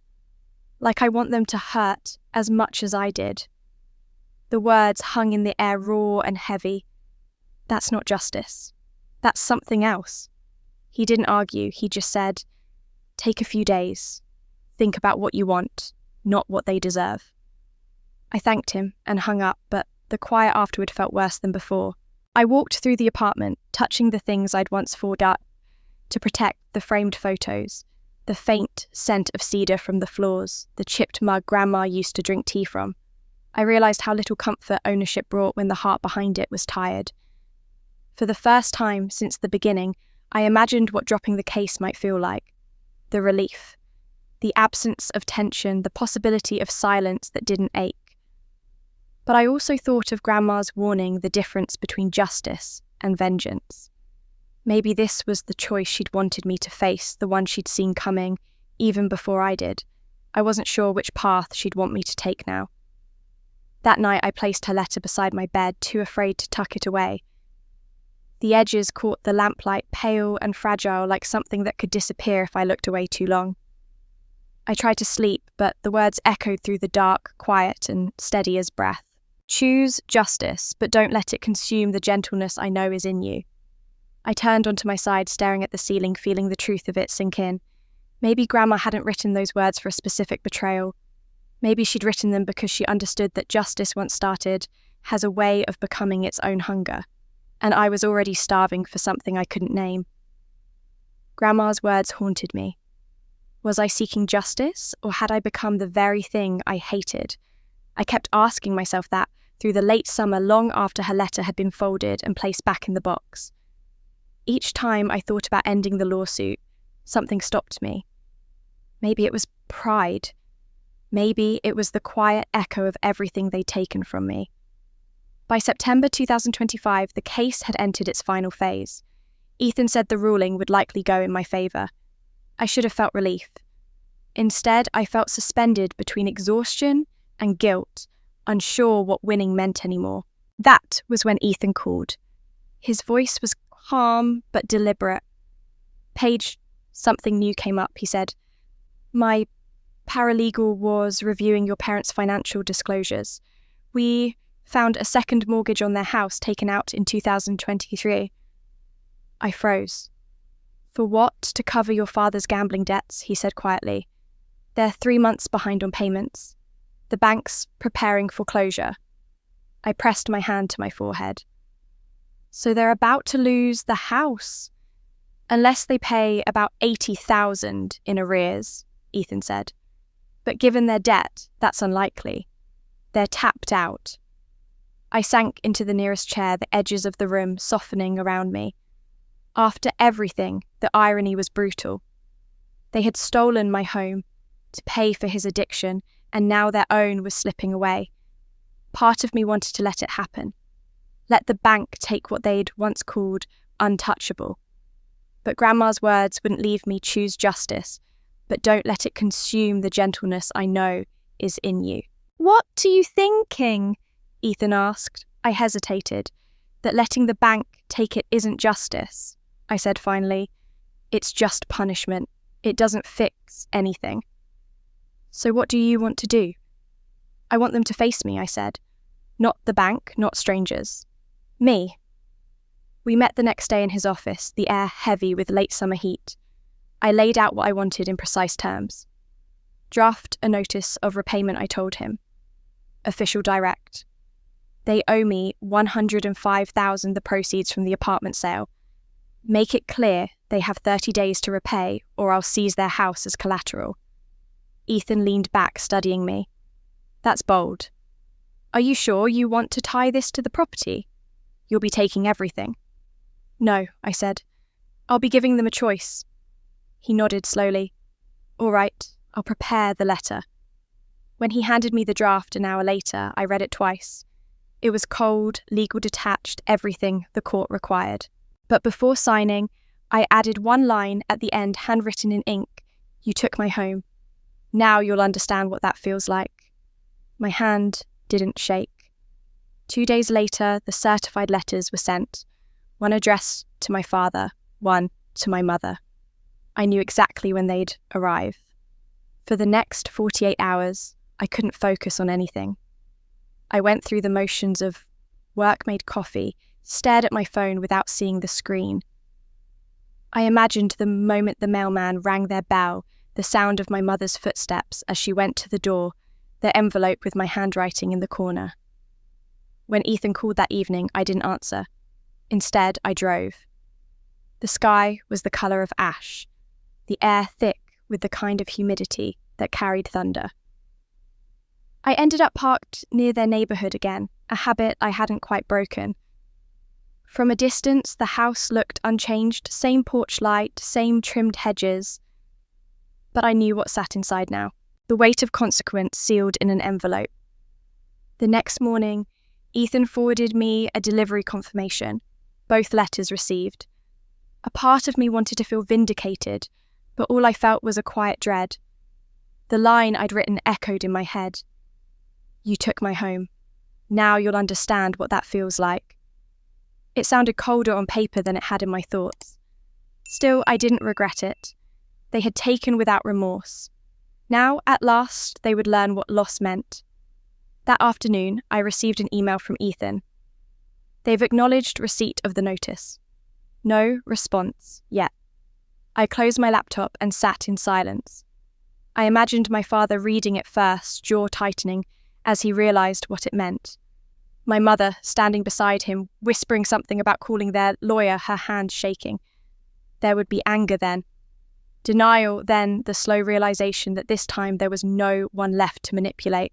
In the quiet of my apartment, I wondered what Grandma would think of this version of me, strategic, unflinching, capable of delivering the same kind of blow I once feared.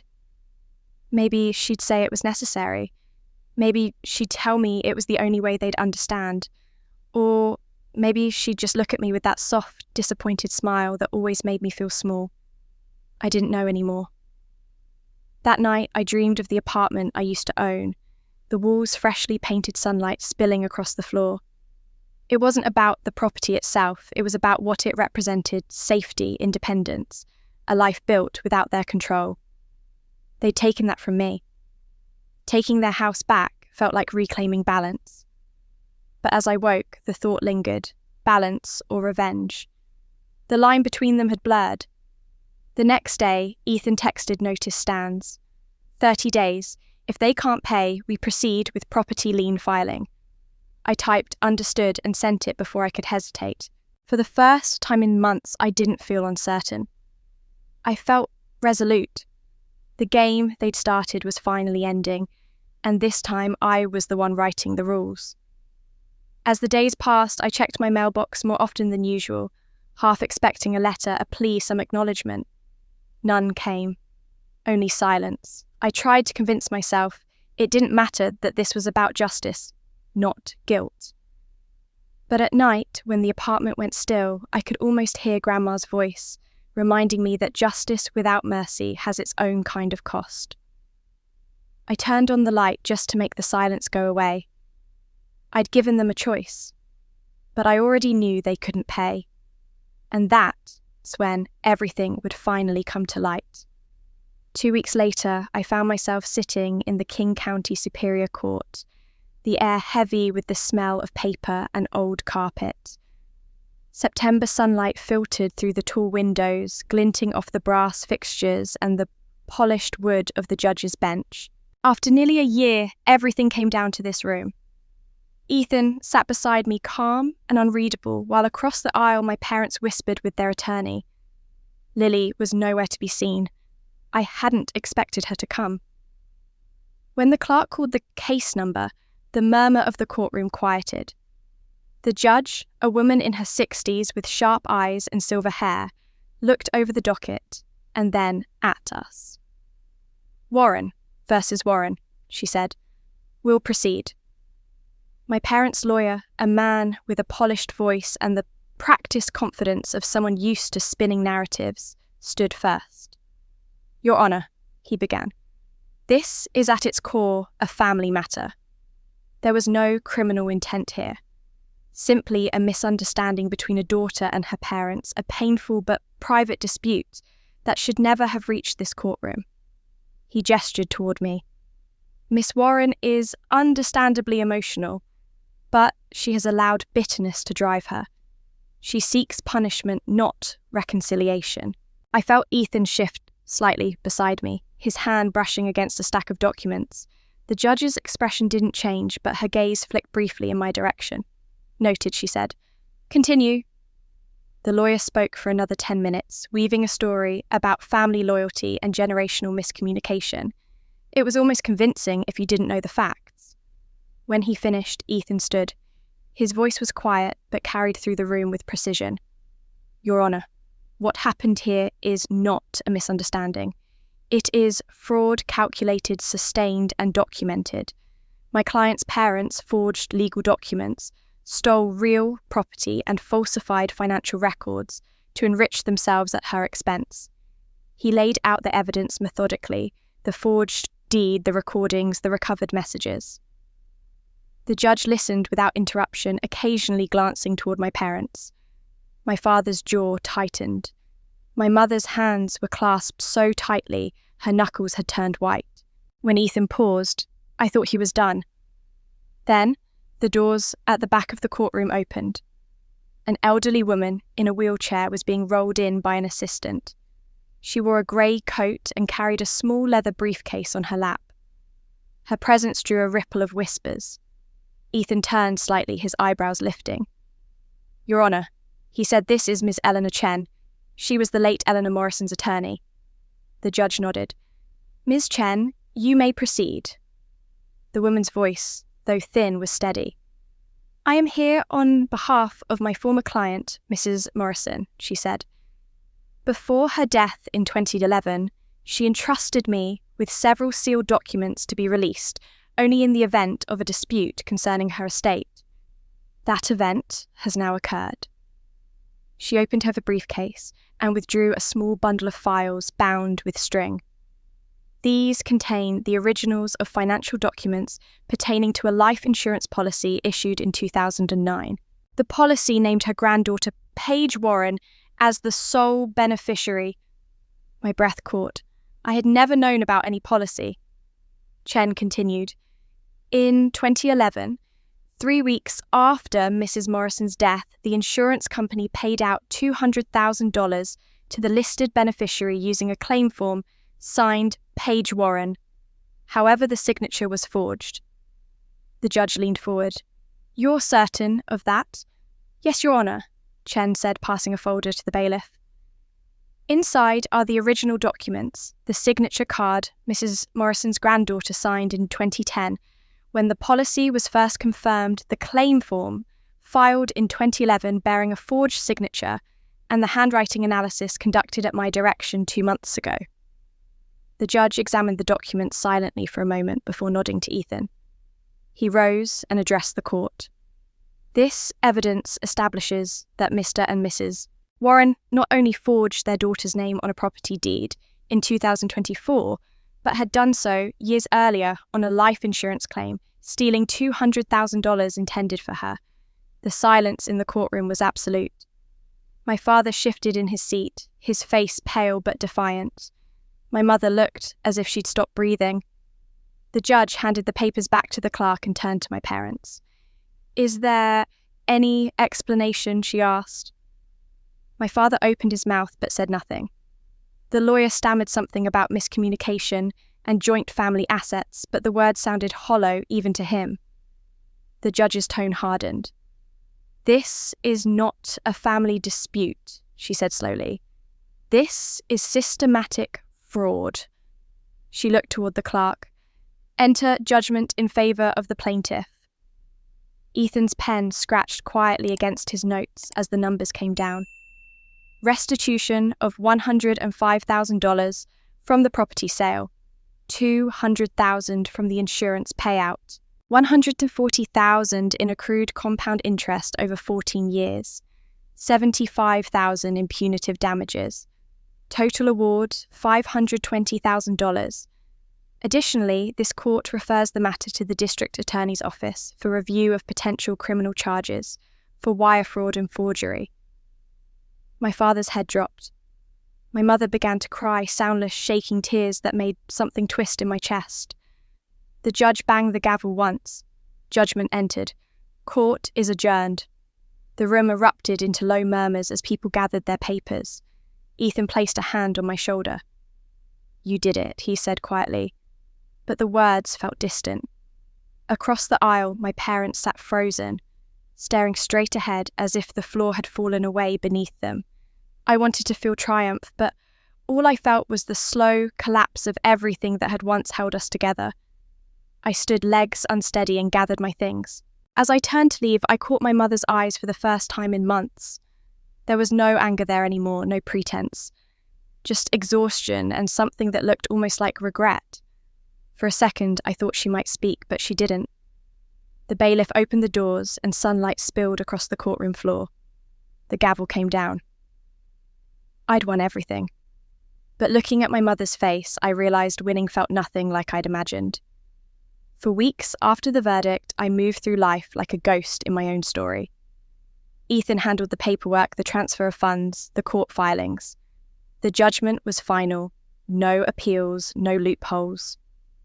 By October 2025, the consequences arrived. My parents' house went on the market, the same one where every holiday had once unfolded like a ritual. I drove past it one afternoon out of curiosity. The for sale sign leaned slightly in the wind, the grass overgrown the windows dark. They had 30 days to vacate. When I imagined them packing boxes, folding the remnants of their old life into cardboard, I didn't feel vindicated, just tired. A week later, Ethan called to tell me the sale had closed. They cleared $200,000 after the mortgage payoff, he said. Half went toward your judgment. The rest covered back taxes and legal fees. They're moving into a small apartment across town. I thanked him, though the words felt strange in my mouth. Later I learned through a neighbour that my father had taken a part-time bookkeeping job at a local hardware store. He was 68. The man who once lectured me about ambition now spent his days balancing other people's ledgers. My mother, I heard, had started volunteering at a church thrift shop. I wondered if she told people why. Then came November, and with it, Lily's unravelling. Her husband, a real estate broker who prided himself on reputation, discovered that the wedding had been funded with stolen money. The revelation came through the court documents' public record. Within a week, he'd filed for divorce. He kept the house, the car, everything that was in his name. Lily moved back in with my parents, all three of them crammed into an 850-square-foot apartment on the edge of the city. The thought should have satisfied me, but it didn't. I imagined them in that space, my father sitting at a small kitchen table, sorting through unpaid bills, my mother washing dishes by hand, the Lily scrolling endlessly through her phone looking for someone to blame. The empire they built on appearances had collapsed, and I was the one who'd brought it down. When the last of the paperwork cleared, Ethan called again. "It's official," he said. "The apartment is back in your name. Fully uncontested." He sounded proud. I tried to match his tone. "Thank you," I said, "for everything." After we hung up, I stood in my reclaimed apartment for the first time in nearly 2 years. It looked the same walls, the same faint scent of paint and wood polish, but it felt like walking through a memory. The furniture was gone, the air hollow. I sat on the floor in the middle of the room and listened to the quiet. The sunlight came through the window in slanted stripes, catching the dust as it floated. I thought about all the steps that had brought me here, the recordings, the letters, the trial. Each one had felt necessary at the time, a piece of something larger, something called justice. Now that I had it, the word felt small. I'd spent months fighting for this place, but sitting there, I realised it no longer felt like home. It felt like a museum, an exhibit of everything I'd lost to get here. My phone buzzed with messages from friends congratulating me on finally winning. I didn't answer any of them. Instead, I traced the cracks in the hardwood with my fingertip and thought about the line between justice and peace. Grandma had warned me about it, but I hadn't understood until now. Justice restores balance, she'd said, but it doesn't always restore joy. Outside, I could hear the sounds of the neighbourhood returning to life, the distant hum of traffic laughter from the street below, someone's radio playing a song I didn't recognise. It felt like the world was moving on without me. I'd spent so long defining myself through the fight that I didn't know what came after it. In the following weeks, the settlement funds arrived in my account. Ethan sent a message reminding me to consider investments or savings. I stared at the number on the screen, an amount I'd once thought would change everything, and felt nothing. Money couldn't rewrite the past or bring back the version of me that had believed family meant safety. Occasionally, I thought about reaching out to my mother, maybe just to ask if she was all right. But each time I pictured the courtroom, the forged signatures, the lies, the moment her eyes met mine and the urge dissolved. Some distances weren't meant to be crossed. Winter came early that year. I spent evenings wrapped in silence, the apartment too big and too clean. Sometimes, when the wind pressed against the windows, I imagined I could hear echoes of old conversations, the clatter of family dinners, my father's laugh, Lily's voice. They were ghosts now, faint but persistent. On the first night of December, I sat by the window, watching the city lights flicker. The streets below were slick with rain, the air sharp with the smell of winter.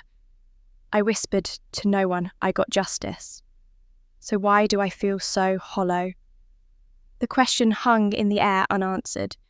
Maybe justice had never been about feeling good.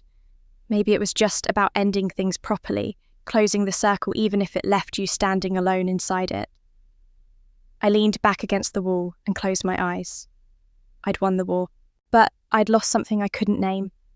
And then, 3 months later, I saw her again. It happened on an ordinary morning in March 2026. The city was just beginning to thaw from winter-thin sunlight warming the streets. I was making coffee when my phone rang with a number I didn't recognise. I almost ignored it, but something in me hesitated. When I answered, a familiar voice spoke soft, trembling, but unmistakable. "Paige, it's Margaret Morrison." My heart lifted in surprise. Mrs. Morrison had been the woman who sold me the apartment back in 2015, when I was 26 and desperate for a place that was mine.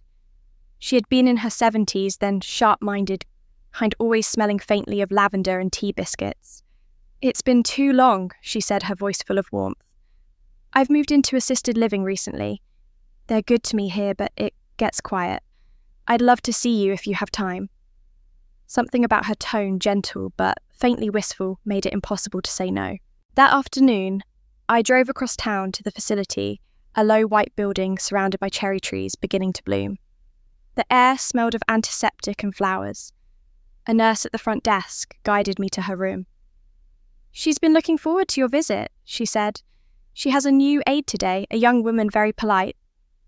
I thanked her and walked down the corridor. The door was ajar. I knocked softly, then stepped inside. The first thing I saw was Mrs. Morrison propped up on a bed, smiling when she recognised me. "Oh, Paige, my dear," she said, reaching out her thin hand. "You look just the same." I smiled, about to reply, when movement in the corner of the room caught my eye. A figure in light blue scrubs turned, holding a basin of water. My breath stopped. It was Lily. For a moment, the world went utterly still. The basin nearly slipped from her hands before she steadied it. Her face drained of colour, then flushed pink. We hadn't seen each other since the trial. I could see she'd lost weight. Her hair was tied back, her expression cautious but not defiant. There was something quieter in her now, something I couldn't place. We stared at each other in silence until Mrs. Morrison, unaware, broke it. "You two know each other?" she asked cheerfully. Lily spoke first, her voice barely above a whisper. "Yes," she said, setting the basin down carefully. "I take care of Mrs. Morrison 3 days a week. She talks about you sometimes." Her words hung between us, heavy and strange. I managed to nod. "I didn't know you worked here." "It's new," she said softly. "I needed something steady." She didn't explain further, and I didn't ask. Mrs. Morrison smiled at both of us, pleased. "Your sister is wonderful," she said to me. "So gentle. I don't know what I'd do without her." Lily busied herself adjusting the older woman's pillow, smoothing the blanket, checking the water glass on the bedside table. I watched her hands, steady, careful, unhurried. Gone was the polished confidence, the glossy hair and manicured nails from her wedding day. What remained was simpler, almost humble. I stood there, unsure what to feel. Anger had been my anchor for so long that I didn't know how to exist without it. But watching her now bent slightly over Mrs. Morrison's frail form, I saw a different version of the sister I once loved. Not the girl who mocked me, not the woman who conspired against me, but someone learning what it meant to serve, to care, to rebuild from nothing. "Lily, dear, could you hand me that photo frame?" Mrs. Morrison asked. Lily passed it to her, then stepped back, eyes lowered. The old woman smiled at the picture, a younger version of herself with her late husband. "He used to tell me," she said, "that pride is the hardest thing to let go of. But when you do, everything else starts to make sense." She laughed lightly, unaware of how perfectly her words pierced the air between us. Lily turned toward me then. Her eyes met mine, and for the first time I saw no defensiveness there, only exhaustion and a kind of quiet dignity that comes from falling hard and standing back up. "I should check on the others," she murmured to Mrs. Morrison, her voice gentle. "I'll be back in a bit." She started toward the door, but paused as she passed me. "It's good that you came," she said softly. I couldn't tell if she meant it for Mrs. Morrison or for me. When she left, the room felt both lighter and heavier. Mrs. Morrison reached for my hand again. "She's a sweet girl," she said fondly. "Reminds me of myself when I was young." I nodded, unsure what to say. My throat tightened as I watched the door close behind Lily. After a while, Mrs. Morrison dozed off, her breathing even and peaceful. I stayed seated beside her bed, my mind circling the image of Lily in those scrubs, her hair pulled back, her hands gentle. I thought about the choices that had led her there, the lies, the trial, the collapse of everything she'd built. And yet, in that quiet room, I couldn't see her as my enemy anymore. Just another wounded person trying to make something right in her own small way. When Lily returned, she didn't look at me. She moved around the room efficiently, tidying, humming faintly under her breath. I stood to leave, unsure whether to speak or stay silent. She handed Mrs. Morrison's folded blanket to a nurse, then met my eyes briefly. There was no apology, no explanation, just a flicker of recognition. Two people who had once shared a life and destroyed it, now bound again by something wordless. I stepped into the hallway, the scent of disinfectant sharp in the air. As I walked away, I glanced back through the half-open door. Lily was adjusting Mrs. Morrison's pillow, tucking the blanket around her shoulders. Her movements were slow, deliberate kind. We didn't speak, but something passed between us. Not forgiveness, not yet, but maybe the beginning of understanding. In the weeks after that meeting with Lily, I found myself thinking less about anger and more about aftermaths, the quiet spaces left when storms finally pass. The visit with Mrs. Morrison had shaken something loose in me, something I hadn't realised was still frozen. I started wondering about the others, my mother, my father. It had been nearly a year since the trial, and though I hadn't seen them since, bits of news drifted my way through neighbours or community posts. That was how I learned in late March 2026 that my father was no longer at the hardware store. At first, I assumed he'd been fired or had quit. But then, a letter arrived. A real letter, handwritten, postmarked from a rehabilitation facility in Spokane. The envelope was thin, the handwriting familiar, neat, slanted my name written carefully as if he'd practiced it. For a long time, I couldn't bring myself to open it. When I finally did, I sat on the floor the same way I had when I first reclaimed my apartment and unfolded the single sheet of lined paper inside. "Dear Paige," it began, "I can't undo what I did. I destroyed this family because I was too ashamed to ask for help. You saved me by stopping me. I don't expect forgiveness. I just want you to know you were right." The words were simple, unadorned, without excuses. He wrote that in December 2025, after the judgment and the move to the small apartment he'd reached, a point he described as a wall made of mirrors. Every reflection showed the same man, angry, broke, and broken. He said one night, sitting at the kitchen table after everyone had gone to bed, he realised he didn't want to die that way. The next morning, he called a treatment centre and asked to be admitted. He'd used his part-time savings to pay the intake fee. He said it was the first honest thing he'd done in years. "I attend meetings every day," he wrote. "They call it GA, Gamblers Anonymous. It's mostly men like me. Some have lost houses, families more than I ever did. I listen to them and realise I could have been one of them. Maybe I already was. I thought I gambled for money, but I think I did it because it was the only place I didn't have to face myself." I read that line 3 times. For years, I tried to understand what made him gamble everything away, the money, the trust, even his own dignity. Now, for the first time, he'd named it himself. Shame. Not greed, not thrill, but shame. The letter ended quietly. "If this never reaches you, I understand. If it does, know that I am trying to be someone who could have deserved you. With love, Dad." I folded it back into the envelope and set it on my kitchen counter. For a long time, I just looked at it. I wanted to feel anger or relief, but all I felt was stillness. It wasn't forgiveness yet, but it wasn't hate either. Just a kind of tired clarity. A few days later, my phone rang. It was my mother. Her voice was softer than I remembered, cautious, like she wasn't sure she had the right to speak to me. "He's doing better," she said without preamble. "He's been sober from gambling for 4 months now." I said nothing, waiting. She continued, "He goes to meetings every day. They have him leading group discussions sometimes. The counsellors say he's one of the few who might actually make it." She hesitated, then added, "He talks about you a lot. Every time he does, he cries." I closed my eyes.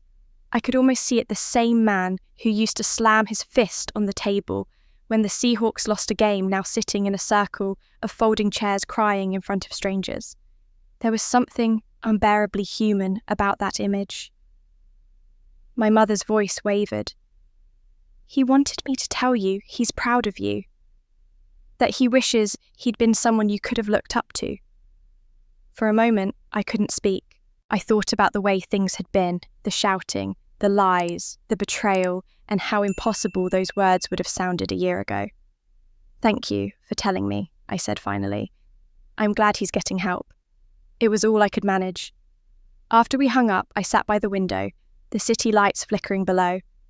The envelope still lay on the counter, the paper inside creased from where my hands had trembled.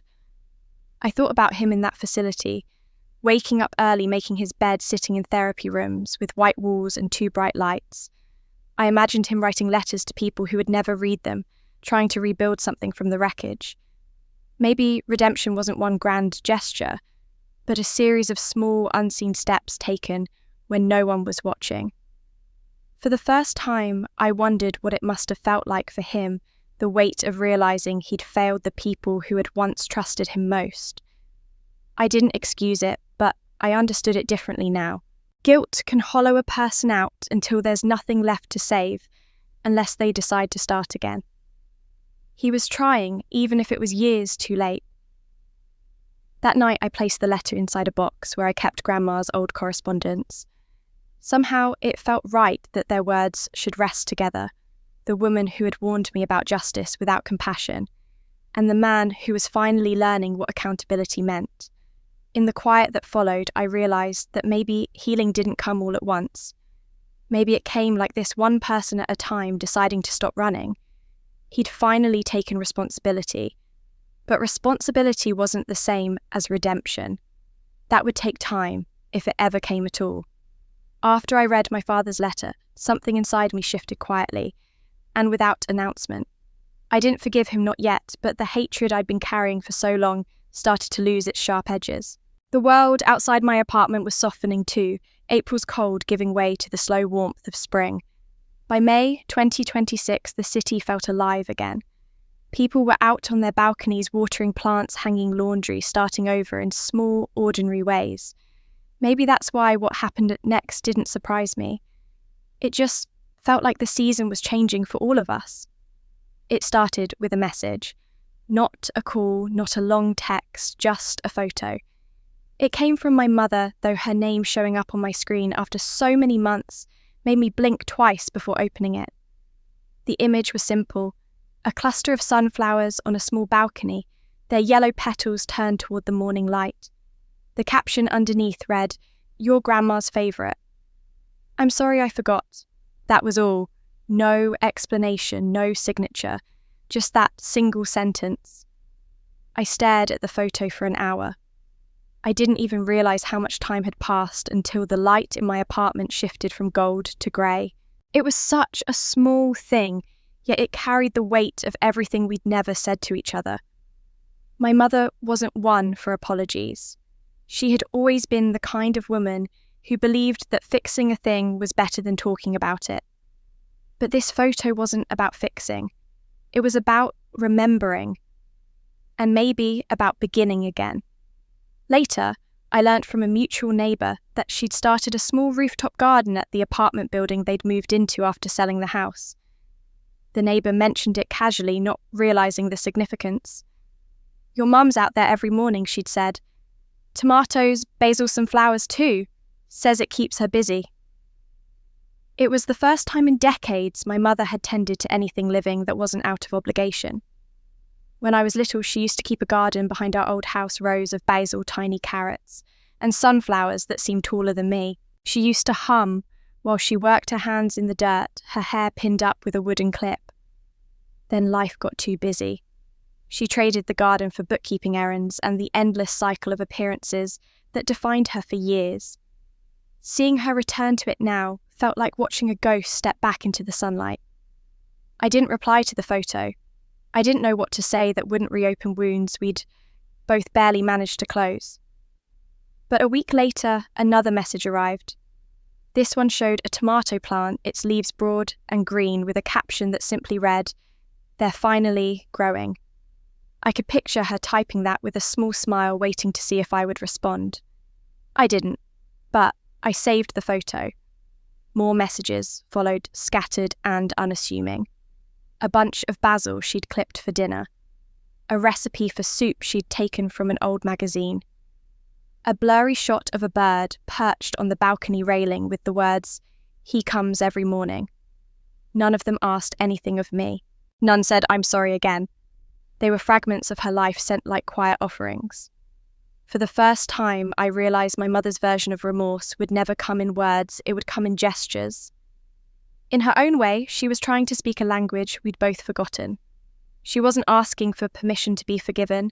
She was showing me she was trying to be someone better. Someone who could nurture instead of control, grow instead of hide. I started to imagine her mornings waking before sunrise, stepping onto the small rooftop in her slippers, feeling the cold metals under her feet, watering the plants she'd coaxed back to life. Maybe it gave her peace. Maybe it gave her something to believe in again. Sometimes I would scroll through the photos she'd sent, one after another, as if they told a story. In a way, they did. The first ones were tentative, like testing the air. Over time, her captions became lighter. First tomato, rain today, sunflowers taller than me. The last one from late May showed a single sunflower in full bloom, golden and open its centre, dark and strong. No words accompanied it this time. She didn't need them. I thought about replying, about saying something simple like, "They're beautiful," or "Grandma would have loved them." But every time I drafted the words, they felt too heavy, too final, like opening a door I wasn't ready to step through.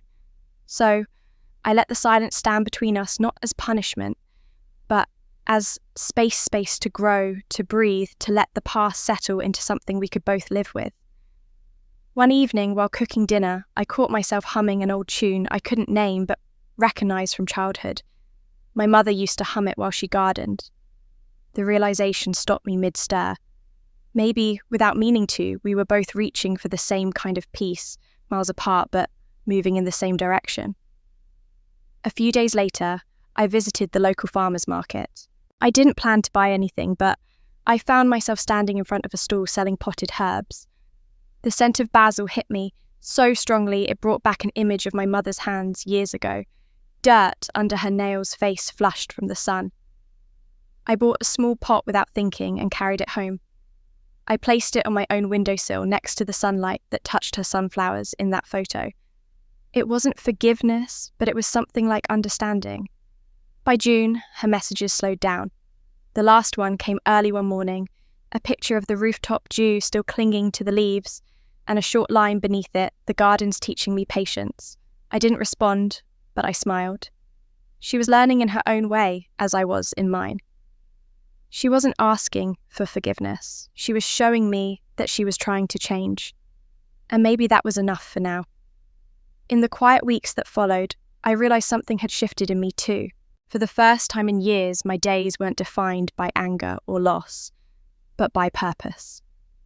The lawsuit was long behind me, the money settled, the wound scarred over, but no longer open. I had spent so much time fighting to reclaim what was mine that I hadn't thought about what I wanted to do with it once I had it. It was June 2026 when the idea came to me, not as a flash of inspiration, but as a slow recognition, like remembering something I was always meant to do. The $200,000 life insurance payout that Grandma had left me was the core of the judgment. Technically, it was mine. Legally, it always had been. But keeping it didn't feel right. That money had carried too much pain, too many forged signatures and court filings. It wasn't meant to sit in a bank account. It was meant to build something. So I used it to create the Morrison, Grandma, Eleanor Memorial Fund, named for both the woman who raised me and the one who had unknowingly shaped the story that led me here. The mission was simple: to provide down payment assistance for single women buying their first homes. A second chance for people like me, women who had worked for everything but were still told it wasn't enough. The launch ceremony took place in a small community centre downtown. It wasn't grand, but it was warm and filled with quiet anticipation. We'd hung a banner across the front wall in memory of Eleanor Morrison, because every woman deserves a place of her own. I stood at the podium, my palms slightly damp despite months of preparation. In the front row sat Mrs. Morrison, now 84, her silver hair pinned neatly, her eyes bright with pride. Beside her, an empty seat with a small sunflower in a vase marked Grandma's name. I took a breath and began. When I was 22, I said someone stole something from me. A home, a future, a promise. It took me years to get it back, and even longer to understand that the real loss wasn't the property, but the belief that I had to earn love to deserve safety. My grandmother believed differently. She believed home was something you built from the inside out. This fund is my way of passing that belief forward. Applause rippled softly through the room. Then came the moment I'd been waiting for the first grant. I called up a young woman named Claire, 28, a middle school teacher who'd been saving for years, but could never close the gap to buy her first home. When she reached the stage, her hands trembled as I handed her the check for $25,000. Home is something you earn, I told her quietly, not something someone gives you. And no one can ever take this from you. She nodded, tears in her eyes. For the first time in a long while, I felt something lift in my chest. When I looked out at the audience, I saw them, my family. Seated apart, but there. My father thinner than I remembered, his posture straight, his expression solemn. My mother beside him, clutching a small bouquet of basil and sunflowers, and Lily in her blue scrubs hair, pulled back, fatigue in her eyes but resolve in her stance.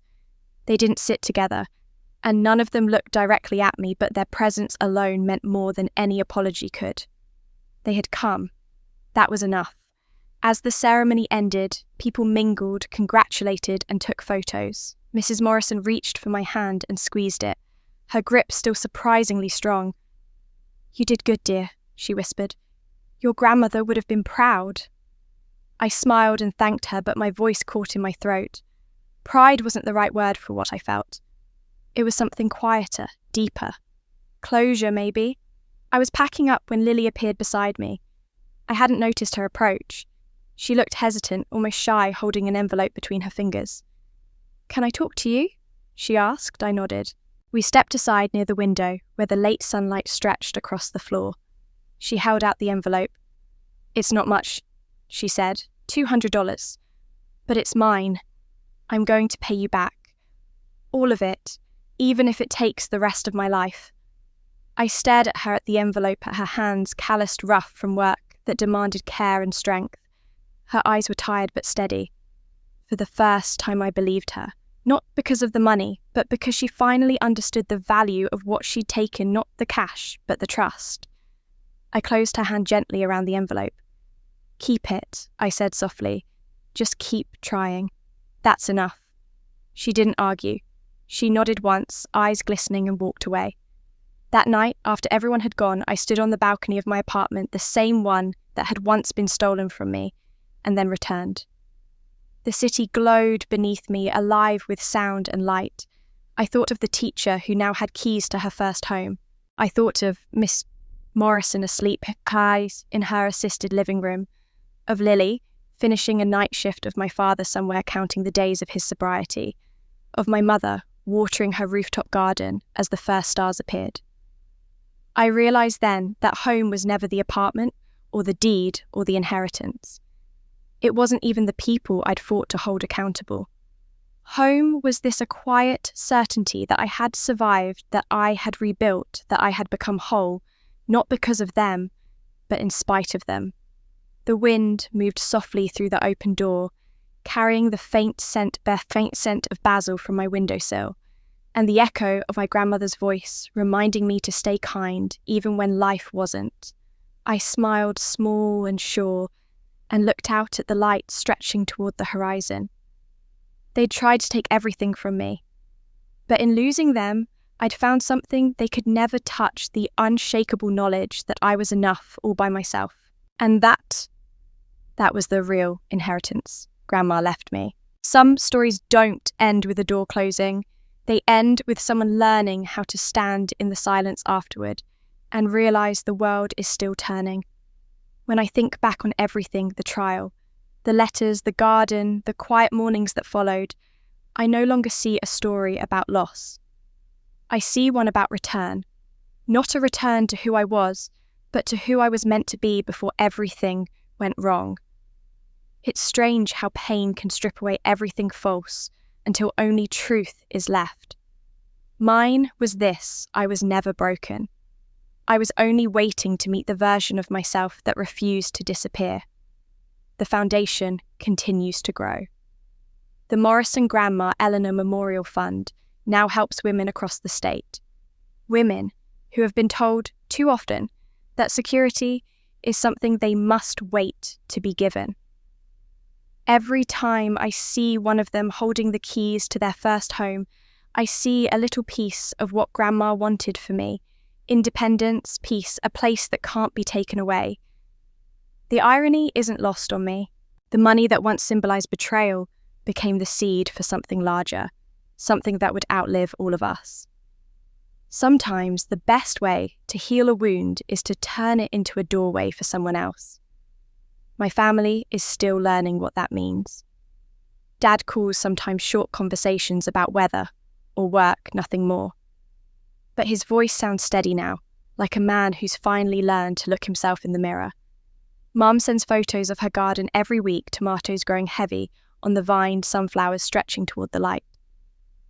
Lily writes me once a month a short letter folded around a few crumpled bills. She's kept her promise to repay me, but it isn't about the money anymore. It's about faith, about proving to herself that change is possible. When I read her letters, I see humility threaded through every line. We're not the same family we once were, and maybe that's a good thing. Perfection was never real. Honesty is. It's quiet and sometimes awkward, but it's real. I often stand on my balcony at night and look out at the city, remembering how it felt to be certain I had nothing left. The skyline glows, cars hum below, and I realize that life never stops offering chances to begin again. The past doesn't disappear, it softens. It becomes the ground you walk on instead of the weight you carry. If you followed this story to the end, I want to thank you. Because stories like this one aren't just mine. They belong to anyone who's been betrayed by someone they loved, anyone who's been told they were too weak, anyone who had to build their home inside themselves before they could find one in the world. Maybe you've lived through something similar. Maybe you're still in the middle of it. I want to hear your thoughts. What does home mean to you now? Is it a place, a person, or something you had to build from the pieces others left behind? Leave your thoughts below. I read every comment. Your stories matter too, and you never know who might find strength in them. If this story moved you, inspired you, or reminded you that it's never too late to reclaim your own life, I hope you'll subscribe to the channel. Every week, we share new stories about resilience, justice, and the quiet power of starting over. These are not tales about revenge, but about rebirth. They are for the people who were told they couldn't rise and did anyway. When you subscribe, you become part of a community that believes in second chances, in the kind of endings that are really beginnings. You help these stories reach someone who might need them today. Maybe someone sitting alone wondering if it's too late to heal. It never is. I've learned that healing doesn't arrive as a dramatic moment. It's a slow, patient unfolding, like the first green shoot breaking through winter soil. It's a choice you make each day to forgive, to grow, to believe that even after the worst things, something good can still take root. If there's one thing I've learned from all of this, it's that nothing truly worth keeping can ever be stolen. Peace, dignity, self-respect, those are yours to claim. So if you've lost something, don't let it end there. Build something from it. That's what I did. That's what my grandmother taught me to do. And maybe that's what you're meant to do next. Thank you for listening, for staying with me through every turn of this story. Home isn't always a place you find. Sometimes it's a truth you finally stop running from. Subscribe, share your thoughts, and remember the story doesn't end here, it begins with you.